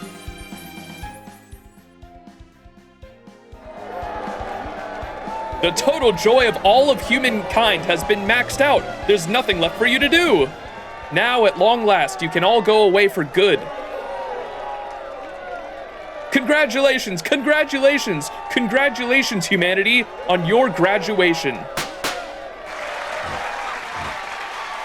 Congratulations, congratulations, congratulations, congratulations. Ah! Stop that! Cut it out, little boys and, boys! Hands off the tail! Stop tugging at it! The crowd's swallowing me up, literally!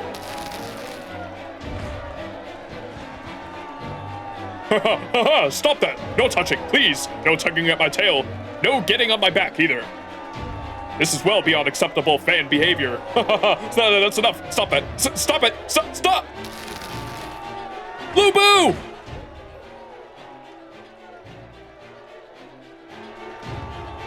They don't seem to have any hostile intent, but they're still pushing past everything in their way. I know what this is. It's an avalanche, a natural threat that mercilessly swallows up anything in its path. Isn't this, like, really bad? I get that they're smiling, but if this was a horror movie, it'd be the part where they all rip us apart, wouldn't it? So, shouldn't we be running for it? But what about a Rushka goal?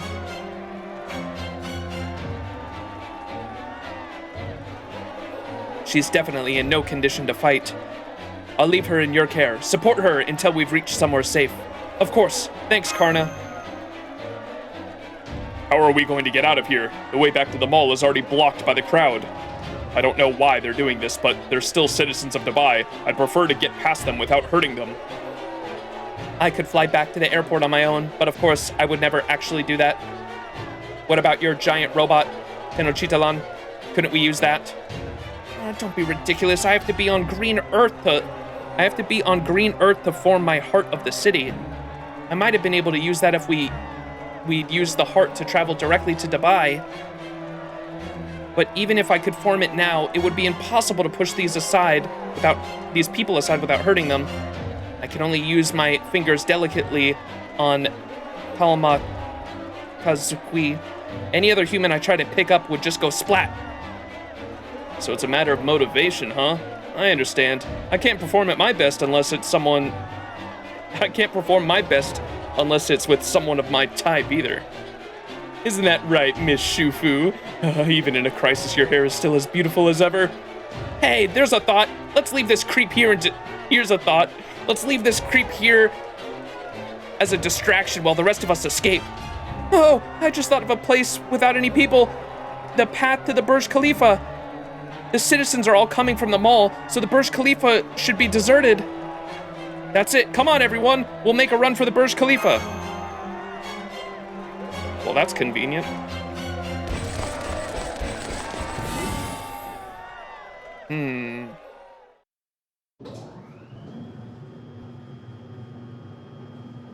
Well, we made it in the elevator. It's going up fairly slowly, but it doesn't seem like it's going to stop along the way. I know the plan was originally for us to go up in this observatory once the joy counter was maxed out, but I'm not really in a mood to celebrate. I wonder if this is another one of BB's schemes. She's caused her share of problems, but she's never done anything outright harm Master like this before. Huh? What the? Lip, did you see something?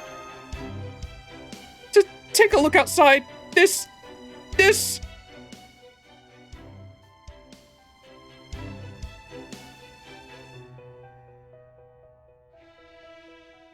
isn't Dubai. It's not even Earth. Is it Space Dubai?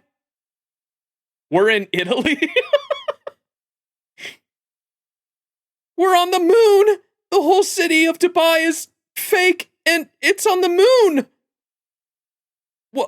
What the hell? Everyone says collectively.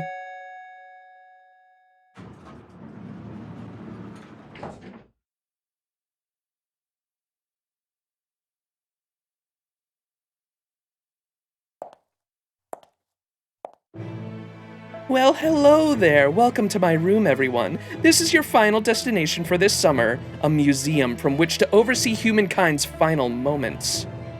Thank you so much for maxing out the joy levels. AI like us couldn't pull that off.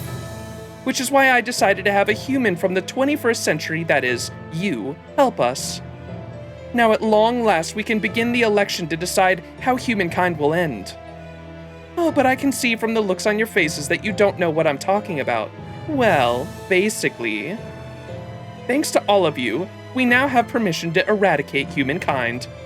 It was a piece of cake, too, as easy as tossing out a bunch of worthless old papers. In so many ways.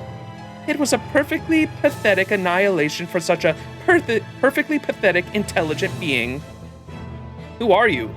You're not BB, are you? Okay, what's going on? Is this servant-verse shenanigans?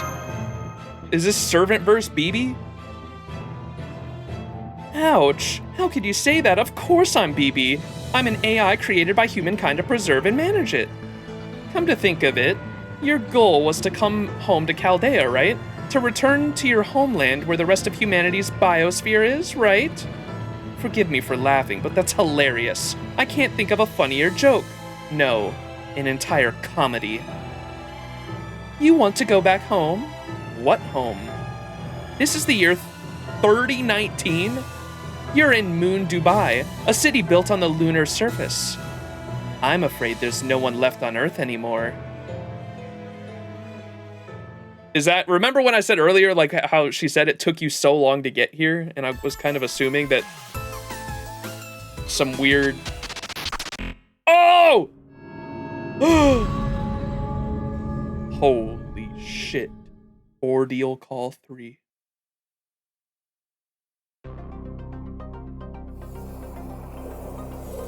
Whoa! Another Ordeal Ball? Holy shit. Ordeal Call 3, Bellum Novea, Humanitatis, Archetype Inception, the second half of the limited time event. BB presents Celeb Summer Experience. Dubai's Counterattack is now available. That's no Italy. That's no Moon. Holy shit, though. I was wondering where it was gonna be on the map. Because nothing popped up, like, for Dubai at all.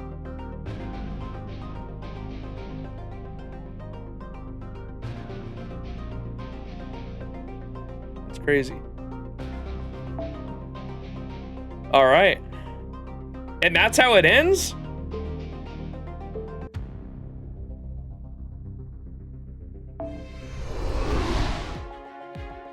Oh my god, look at the BB counter on the left side there.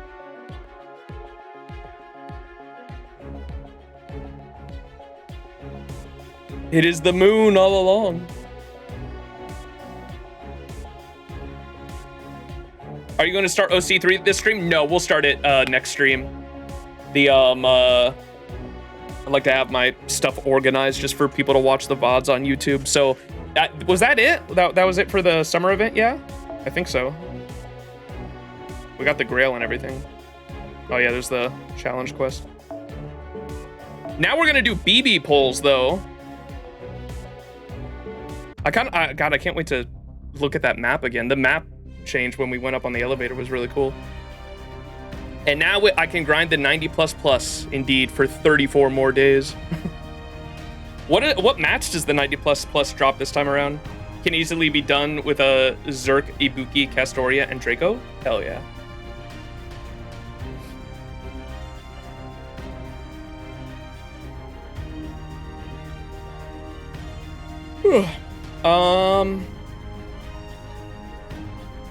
All right, I think without further ado, should I try to do the other farming notes real quick, and then we'll do BB Dubai rolls.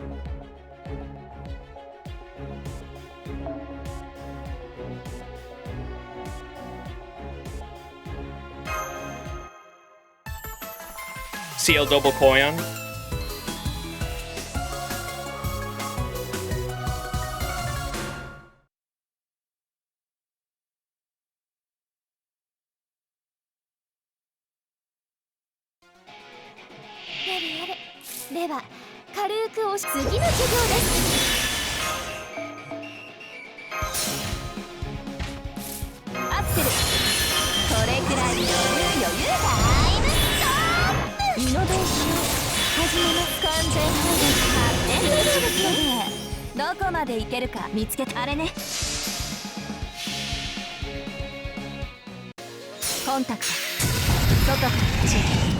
1から0へ。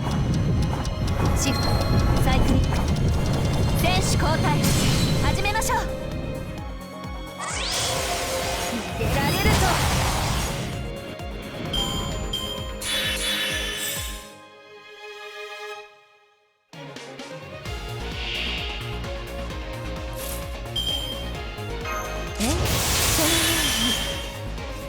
まだこちらの話です。逃げられると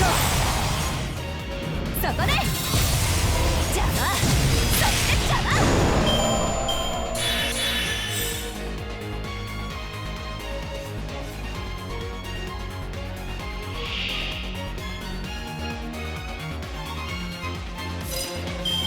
少年今大きくなっちゃった。やった、まだ展開。ストレンジダウン、チャームトップ、術式拡大、衛星弁解放、バーナー展開。いくわよ、アースライトター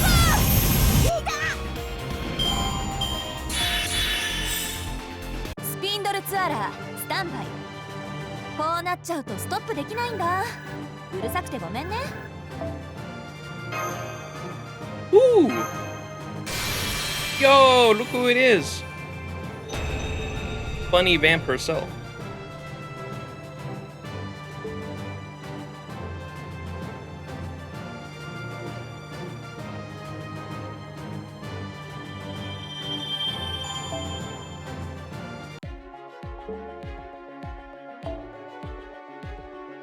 It's the 90 plus. It's the 90 plus plus. Oops. Oh, that's the challenge quest that's there, huh?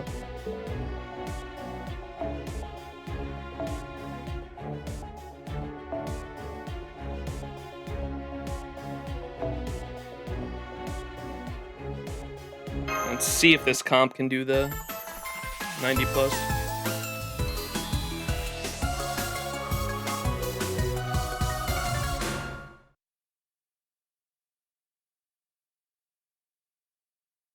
It's gonna depend on the first wave, I think. We can do this, I think.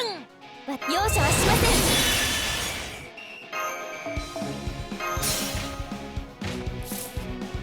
今度こそやってやるわ。お参りしていきます、皆様。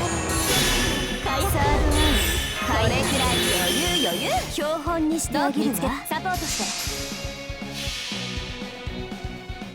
最初の底から今はの端へ、フレーン層をひとまたぎ。お待たせ、ちょっとだけ地球を救いに帰ってきたわ。青神さん。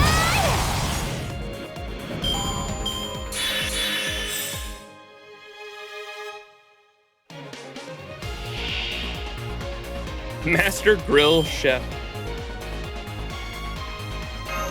好き放題扱ってあげましょう。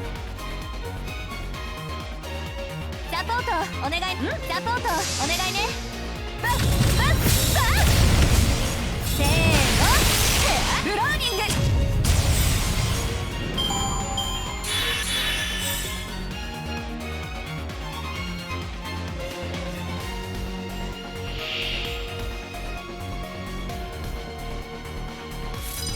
ついてこれる？乗ってきたわね。こっち私ごとに。Do 90 plus plus with Seal, Friend Koyan, and Summer Kuro.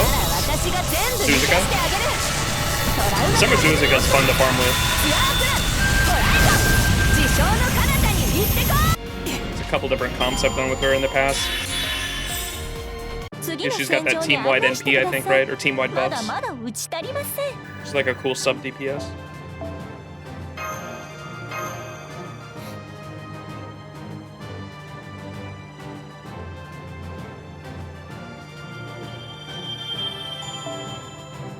Alright, I'm gonna try this comp on the... What's the HP of the final enemy, or the final wave of, or what's like the format of this 90 plus plus? Oh, it's Berserkers. Wait, it might be fine, actually. Fuck it, I'm gonna run in there blind anyway. We'll see.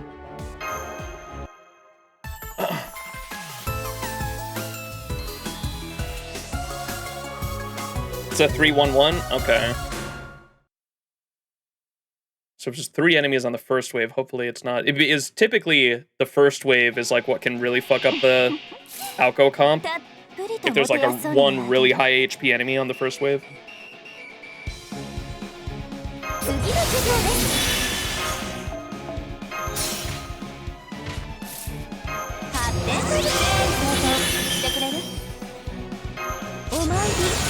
They're berserkers though too, so this might actually be fine. We'll see.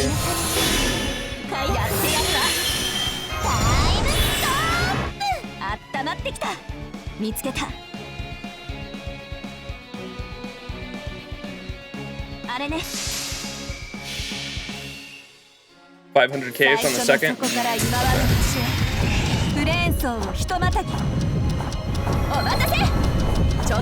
It is a berserker though, so we'll see. Nice.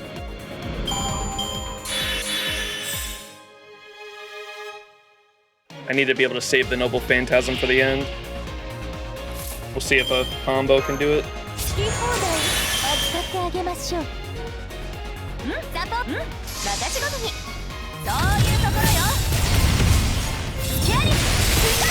Okay. Nice.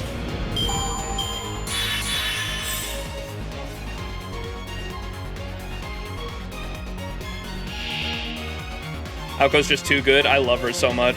It's definitely like, there's a lot of things. I have the damage. I have an MLB damage CE on her right now, which does have some effects that are helping her out. She is 120, and this is a Berserker node. And like I said, like the one thing I've noticed that can really fuck up the Alco comp is if there's high HP enemies that she can't just one-shot with a Buster Crit, with the AoE Buster Crit on the first wave. Because at least the next 2 waves, she can do like a full combo. But if she can't do that on the first wave, so it kind of limits her. If there's like a really high HP enemy on the first wave, it kind of fucks up the whole thing. And the fact that, like I said, the fact that these are Berserker enemies definitely helps as well. But this should definitely kill, I think.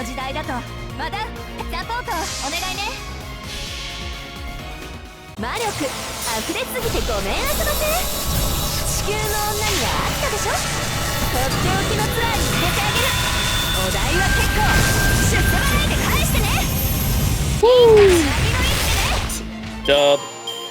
That's my girl Alco.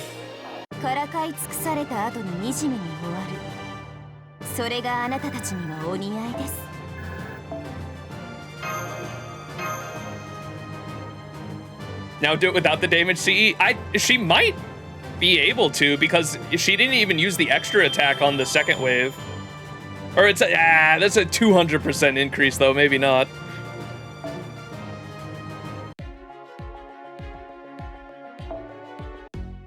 Welcome to my territory. 出番が少なめなので、ここを BB ルームとします。冷やかしもドーンと来い。気軽に寄ってくださいね。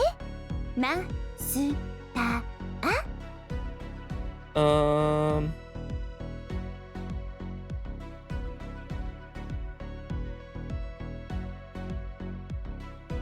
Kind of want to get the EXP in case is it the bronze mat? Oh my god, it is. Alright, let's do some rolls. I wanted to get the EXP because I don't think I have any EXP right now. I gotta do some farming. Once I 100 her, I may put her in and replace Samurabuki for turn 1.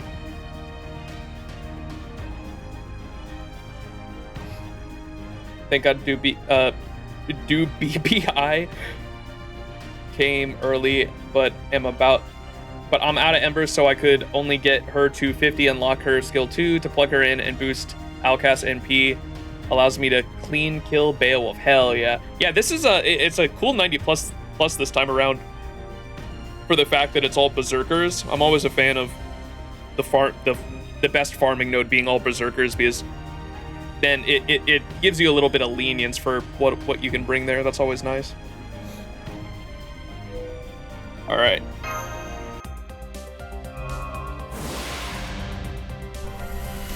that out of the way.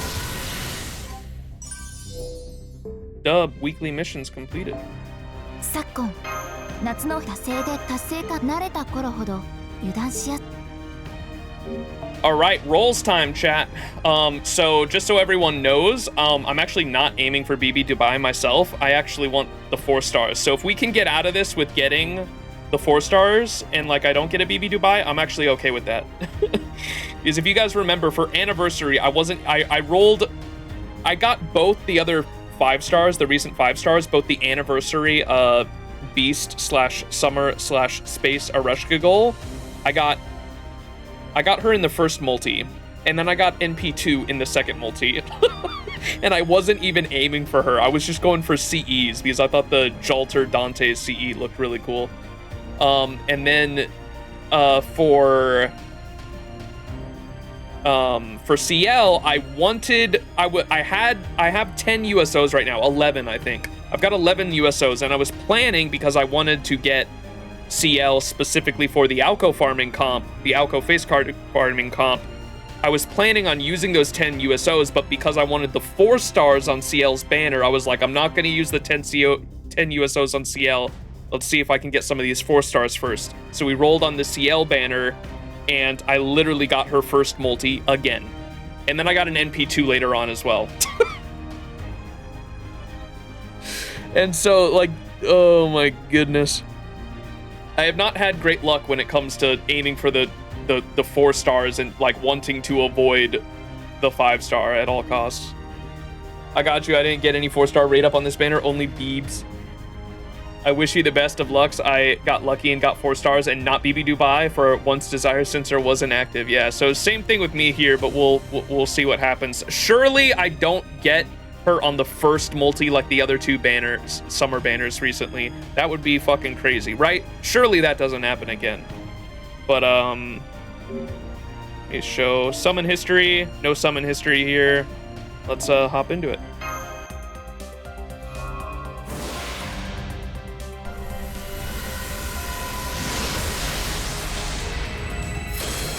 Nice. I think that's the last one I needed for MLB. The sock. Oh. Don't mind if I do.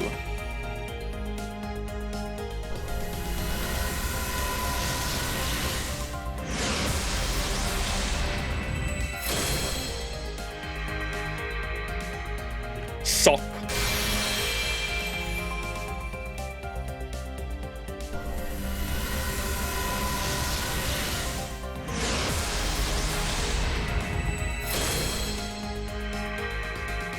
The male 4-star CE seems to be a decent since it's a full attack. Oh, really? For a 4-star?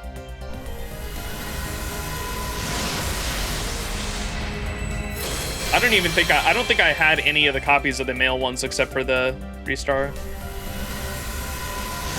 We're getting a lot of them this roll. Holy moly.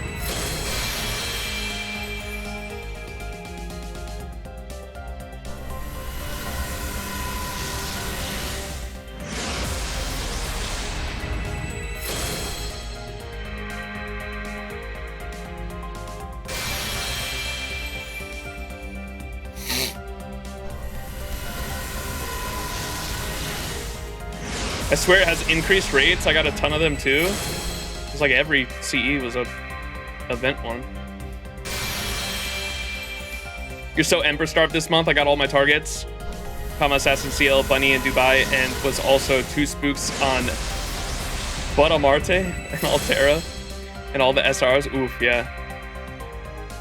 Quite a bit of units to level up.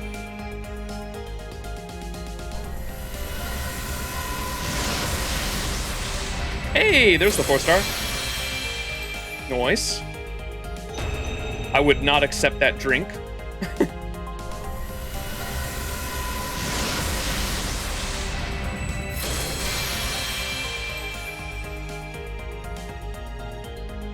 All right.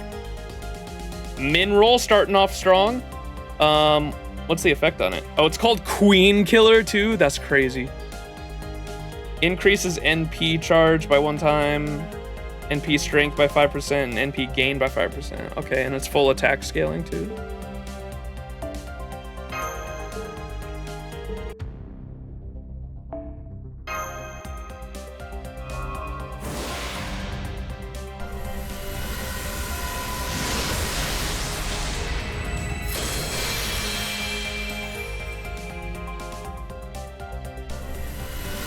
Go catch them hands.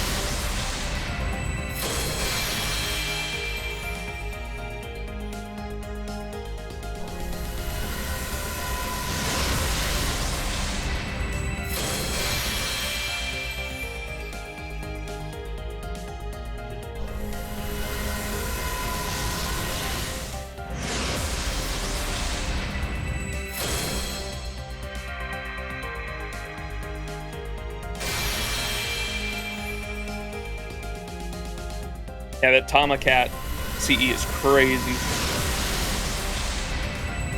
Ooh, that's a new one. The one who failed to achieve immortality. Holy shit.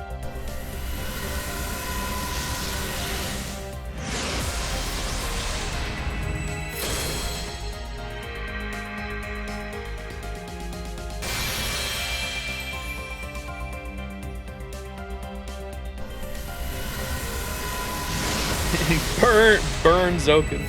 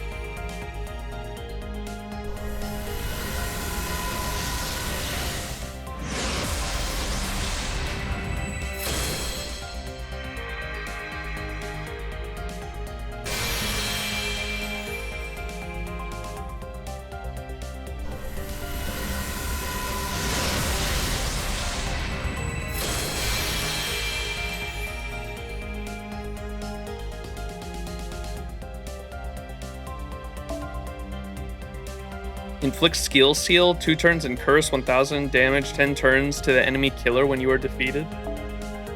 Lit by ashen light, surrounded by countless fluttering wings, the old man's mouth twists into a grin. After countless years, he had long since shed his human form, enduring whatever transformation was necessary to prolong his existence. Even his own desires have been warped. Only madness remains.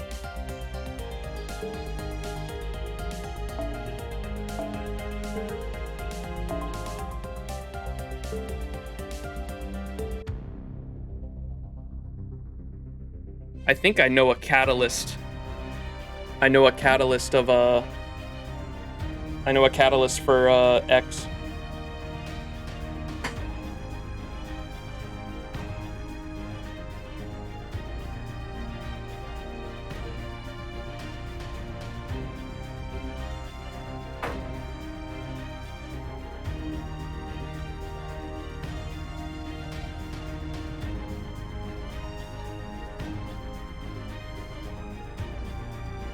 Pocky. Strawberry Pocky. Surely the Strawberry Pocky will bring X home.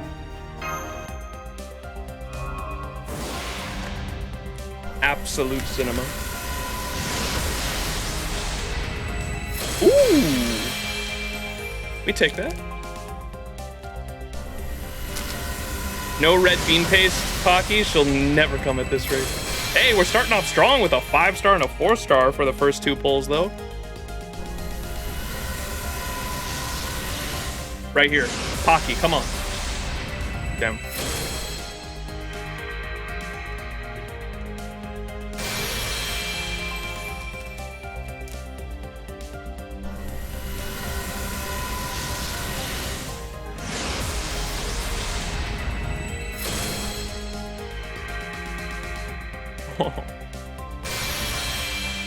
That Durga CE is crazy. Got some banger CEs this time around.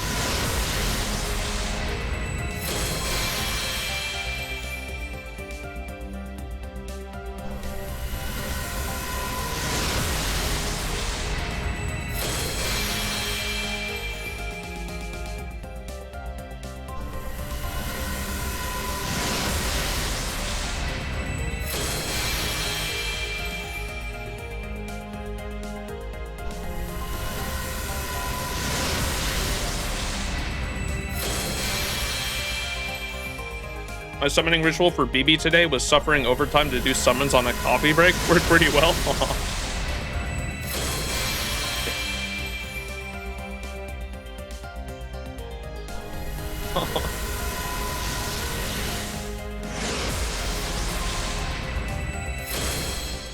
Blink if you need help, Timmy.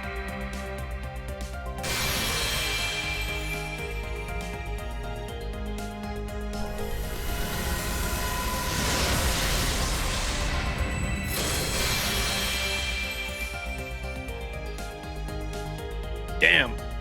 Hockey no work. Guess we got some of these though. Let's do a key to Sean.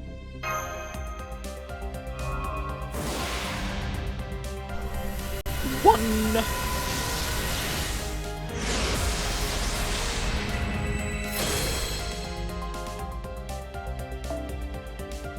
Two.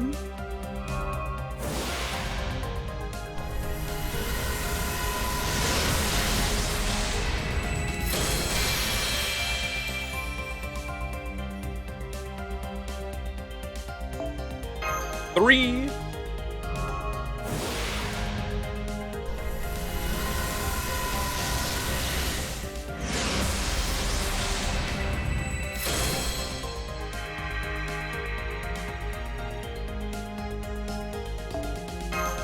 Four.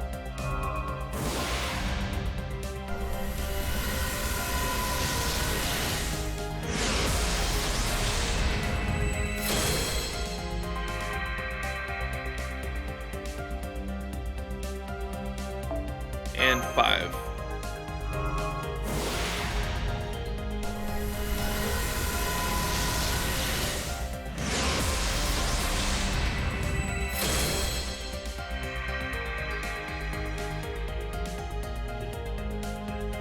Okay, and now a multi.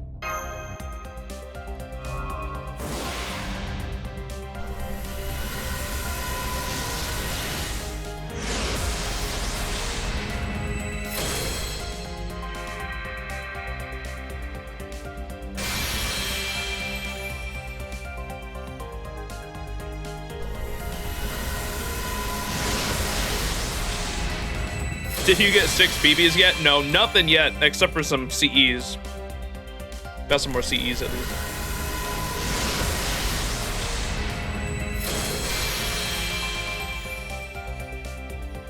We're shooting for the 4 stars too. I don't even mind if we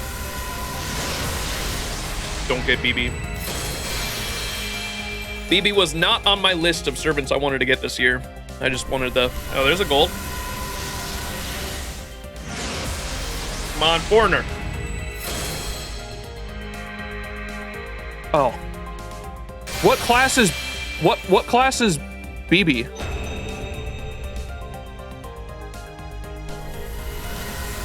A city.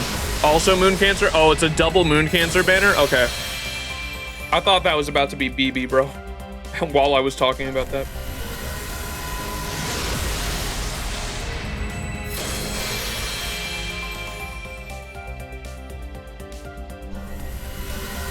All the BBs are, yeah, well, it's her class. She's like literally on the card.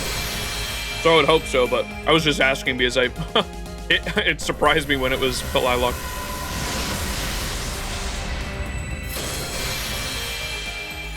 You don't want BB, so I'm sure you'll get her. That's how it's been going with these summer rolls.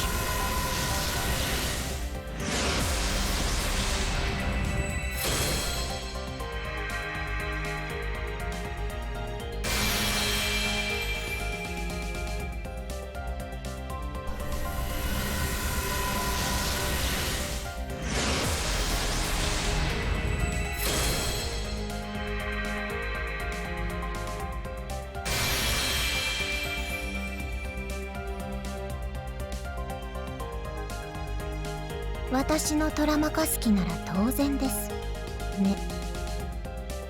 サーバントテノチティトラン。今回は名をかぶる必要がないので、初めから本来の名前で来ました。偽名では届け出が出せませんしね。なぜムーンキャンサーなのかですか？ Yeah, why a moon cancer? もう私の逸話忘れないでください。世界で最も美しい水上都市月の湖ですよ。 Facts. Wasn't the reflection of the moon in the water, if I'm not mistaken? I think I do remember that. Alright, let's finish the key to Sean here. La Horny City.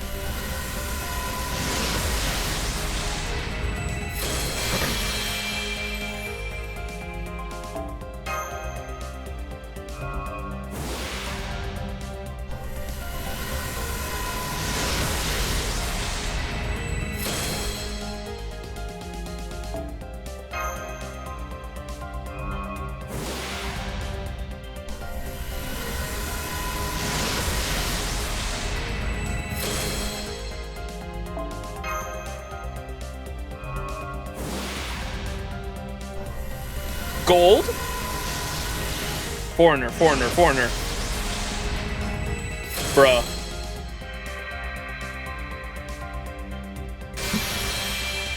Holy. It's gonna scare me every single time, man.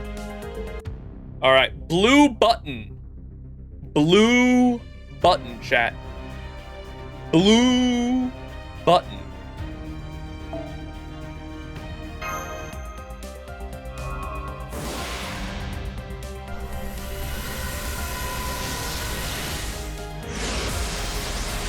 Do a miss? What does miss do?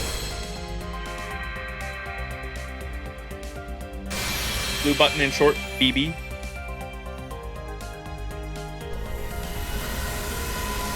Oh, roll a multi while you have the blue button. I kind of want to try my own thing. Hang on. If we get the blue button and then do a daily disappointment right before the blue button. Huh? Huh?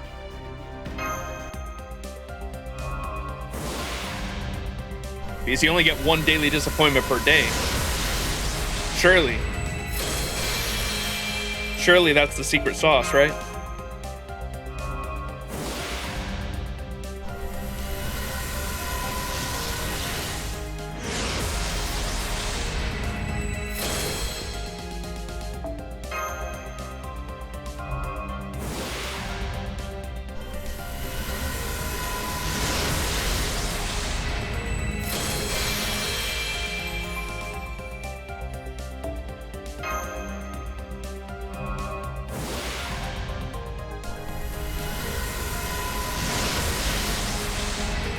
Ooh, a Shinji tank attack. Cursed. The whole thing's cursed. We got a Shinji CE.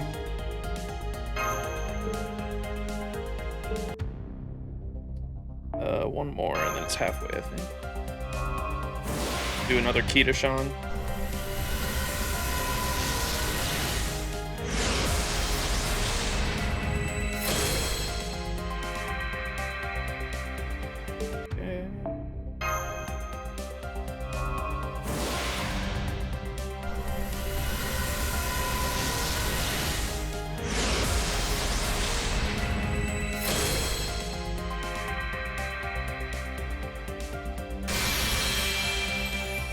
The Tainted Grail.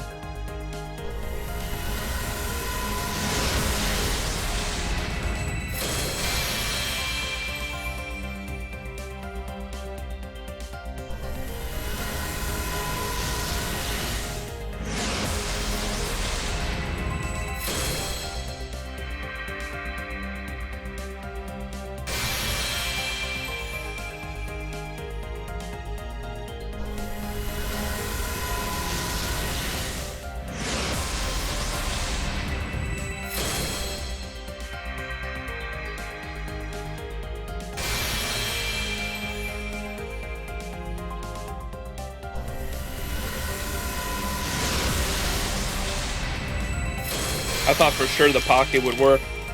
It brought me a city instead of the one that likes sweets.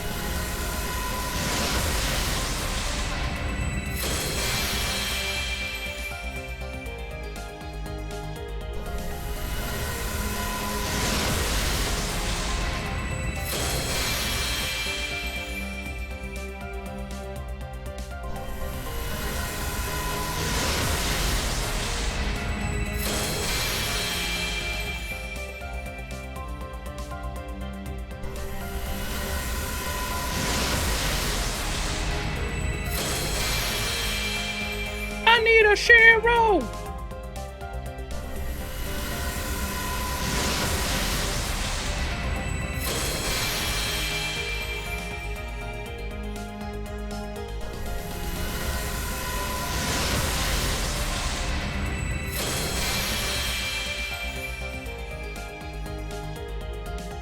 Damn.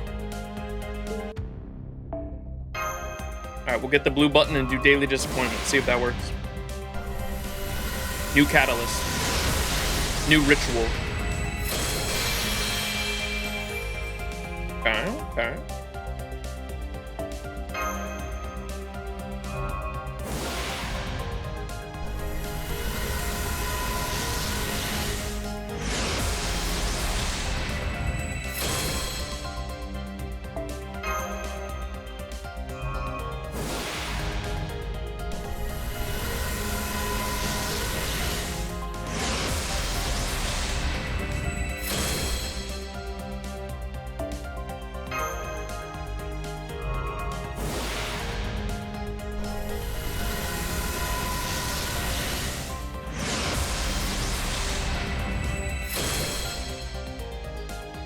Alright, we have the blue button.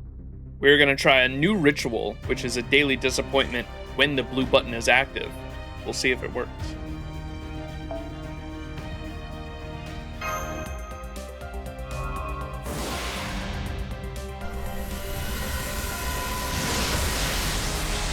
Damn.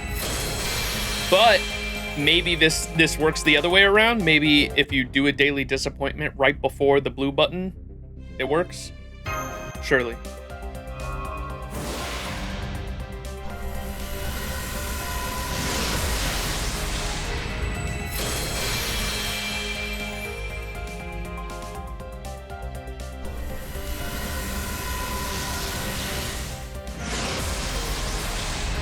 Damn.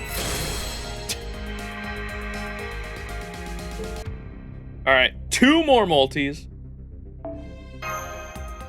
And I'll probably do rolls after story chapters for OC3 too, because I do really wanna X Summer X.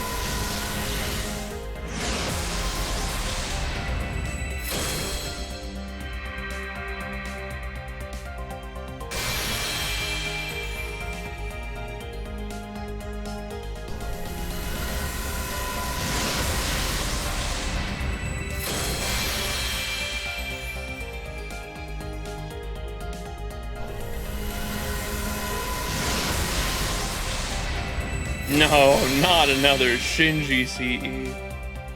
Shit's cooked.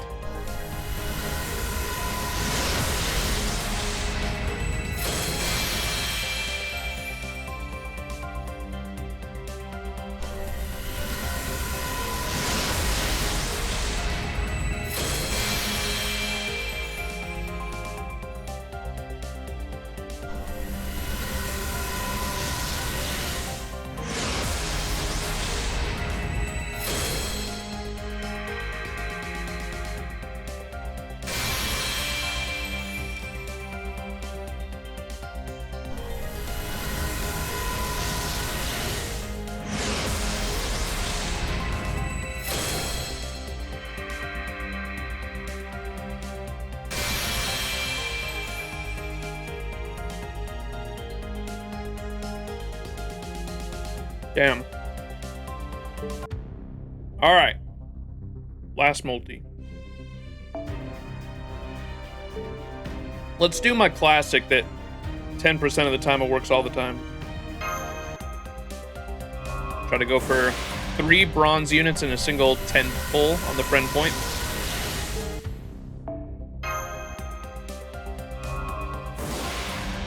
We living in a gacha world, and BB Dubai am a material girl. Oh, we living in a gacha world, BB Dubai am a material girl. Hey, there we go. 3 bronze units in a single FP pull. And now we do a multi. 10% of the time, 50% of the time, it works all the time. You have no FP for Hakuna? They're permanent though, right? I'm pretty sure they're permanent, so I wasn't gonna stress about it. My, what's it called? XP was like way more important to me. The MLB is when the ×4 for anniversary was going on. That's why I spent it all.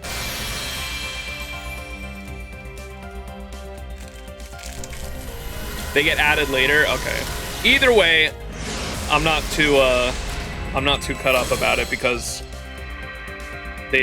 I've never played extra and I was not like planning on using them, to be honest. I want them for the collection, but because I knew they were gonna be permanently added like later on, maybe I was like, I don't need to get them right away.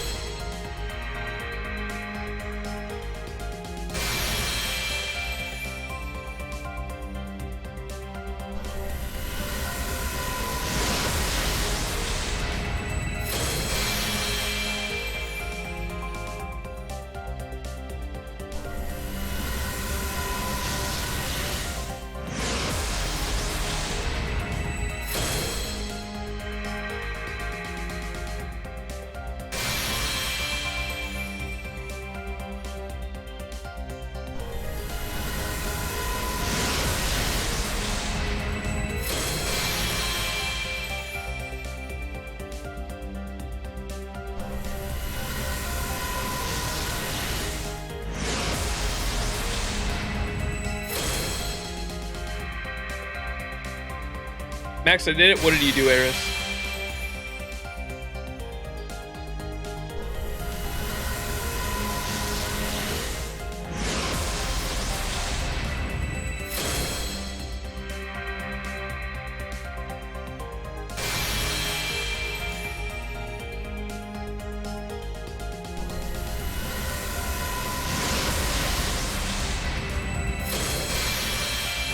Both BBs. Holy moly. Fuck it, we're gonna use this. Dip into this bank real quick, because I know there's a multi in there. Alright, now for sure the last multi. Surely. Come on, X. Arc is next, indeed.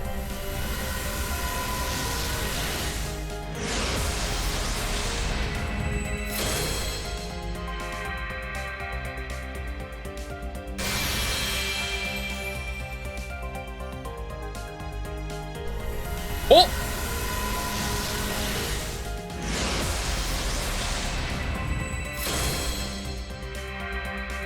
Bro! What do you mean, bro? It's desire sensor is real. Desire sensor is real. Desire sensor is real. Desire sensor is real. Desire sensor is real.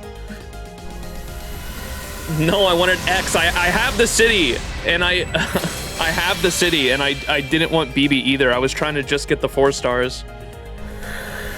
Oh man, my song worked. The BB. Oh no. She hacked XX out of existence. No, bro. Surely I get her towards the end of this multi. Come on, man. If I can at least get 1 copy, I'm not going home with nothing at least. X was the one I wanted the most just because I'm such an Artoria fan. Hey, I think I only need 1 more copy of that to MLB it now.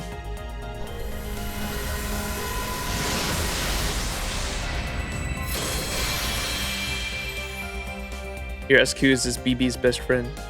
Any BBs yet? What? We just got one, like literally this multi earlier.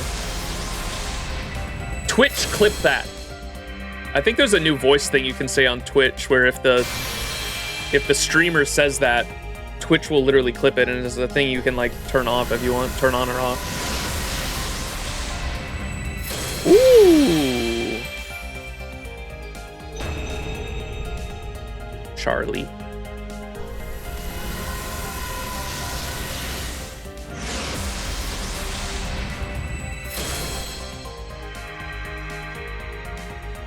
It did that.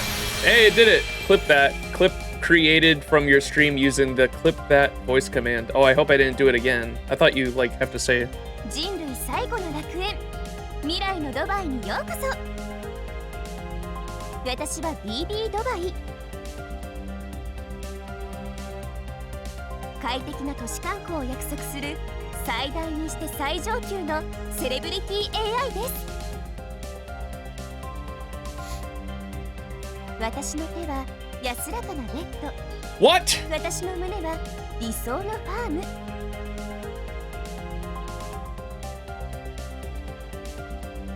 出荷前の羊のように何があってもお守りしますので、精一杯楽しんでくださいね。先輩? Wow. I can't believe it, bruh. That's diabolical. All right. Well, we'll work on grinding some more St. Quirts and tickets and maybe do another polling session. I'm probably not gonna... I really want at least one copy of X. I really don't want to spend any more money until fucking Arc later this December. I have 10 USOs too, but my kind of rule with USOs is I don't want to use them on units that I want like multiple copies of, such as DPS units. I'd rather spend them on units that like I'm only going to use them for the skills, because then I can just use the 10 USOs and I don't have to roll on the banner at all, if that makes sense. And so the units I have used USOs on in the past were Summer Scotty and Oberon, were the two units that, yes, I have fucking 31 USOs total, because I'm such a fucking whale. I've used 10 USOs on Oberon before, and I used 10 USOs on Summer Scotty as well, back when she released. And now I've got another 10 USOs, and I'm trying to decide what to use them on, but I don't think I'm going to use them on Arc. Maybe I'll just keep saving them until there's like a support unit that I really want to go for. Leviathan rank EX. I feel like I'm not even bad as other like really big Leviathans, because there's some out there that will like, such as like Toho Sniper 98. He's not as bad as he used to be, but like originally, like I felt like I spend a lot of money on the game and he like blew me out of the water, because he would go for like NP5 of every single servant. Every single servant had to be NP5. That guy, I don't think he does that anymore. He definitely doesn't do that anymore, but he used to. And I remember that blowing me away like the first couple years I started.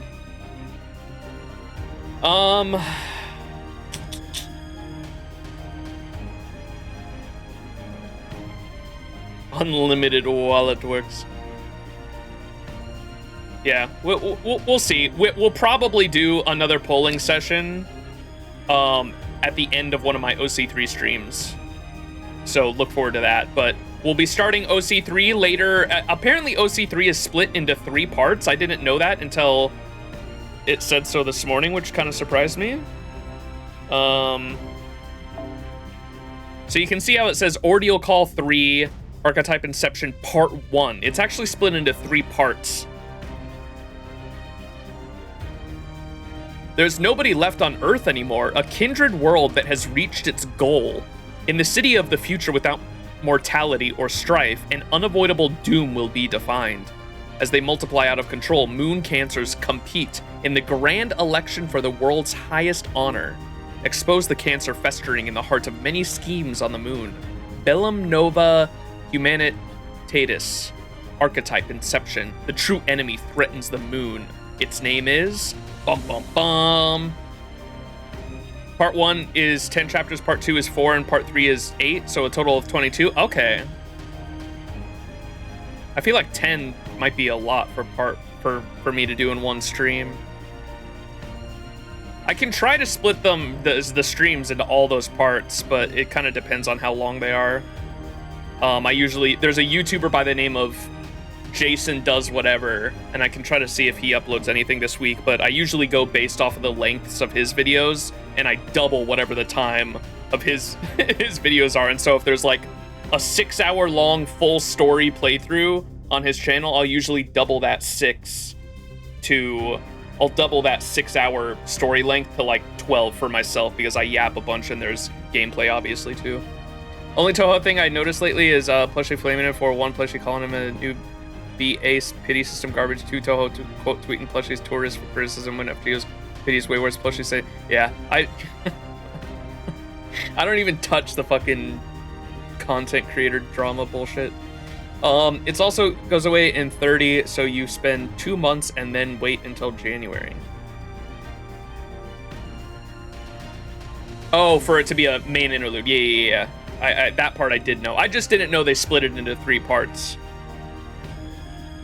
Is all.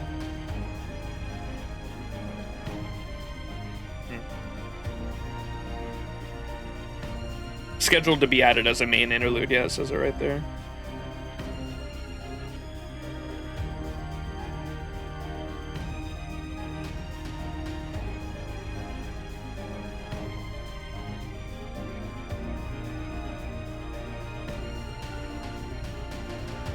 It's kind of like, what was that? The CCC collab, the Seraph, or the Extra/CCC collab, whatever it was.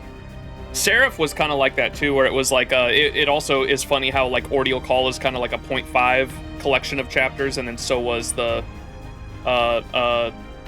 what was the original 1.5? I always forget it. Was it Epic or Remnant? These, it's kind of like one of the Seraph was also, one of these as well, right?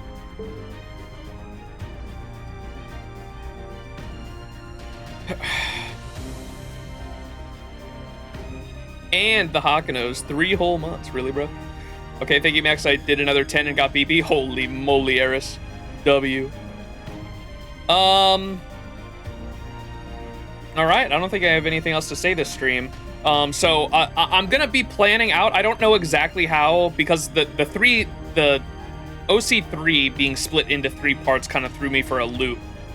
I thought the whole thing was gonna be released, but because it's being released in parts, I'm not sure if I'm gonna stream the whole thing for each part, because like 10 sections seems like pretty lengthily for just one stream. And then what did you say the other one? Part 2 is only 4 sections? That seems kind of short. I wish it was kind of split up more evenly, but we're getting the parts faster than JP, at least, I believe. But, so I don't know how I'm going to split up those streams. I don't know if I'm going to do just OC3 is split into 3 parts, or, when was the, releases again? I'll try to stream them, at least on, like, the new stuff, like the first week of it coming out. JP did them 2 weeks apart? What the fuck?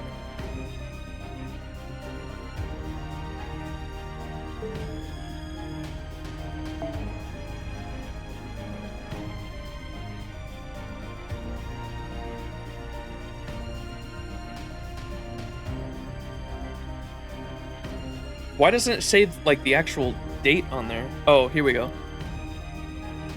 August. Okay, let me see. Oh, is it literally next week? Yeah, so next Tuesday part 2 comes out, and then the 12th. The 12th, which would be the Wednesday after that. So they're about a week apart, each one. Okay. Yeah, so we'll probably try to do maybe every weekend do a stream, something like that. Every weekend we'll probably do a stream, and I don't know, maybe I'll dig my heels in and actually stream the full 10 sections this weekend. Possibly. Maybe. We'll see. It depends on my energy levels and how I'm feeling too, but I think we can definitely do 10-second sections in a single stream. It's just gonna fucking be a long one, I think, depending on how much Nasu wanted to cook. It is a Nasu written story, so I feel like we're gonna be going into some of those sections. They're gonna be 9 fucking arrows, so ay. We'll see. It depends on energy levels and how long 10 sections written by Nasu actually is. JP 2 years ago was diabolical, I bet. All right, that's gonna have to do it for the stream though, chat. If you're watching on YouTube, please leave a thumbs up and a comment down below. I'd love to hear from you guys. How did your BB rolls go? How did your BB Dubai rolls go? Let me know. I'd love to hear. And I'll try to farm up some XP and maybe we'll level up BB Dubai and Tenochtitlan before actually hopping into OC3 next stream. But yeah, thanks for hanging, everybody. Love y'all. Like I said, if you're watching on YouTube, leave a thumbs up, leave a comment down below. If you would like to support the channel and you can't think of a comment, you can leave the comment. That's no moon. It's a moon Cancer. And you can support the channel by giving me engagement because it helps out. It's a free way to support the channel. All right, thank you all so much for hanging. Love you all so much, and I will see you all hopefully this weekend when we start OC3. So look forward to that. All right, peace out, everyone. Love y'all. Bye-bye.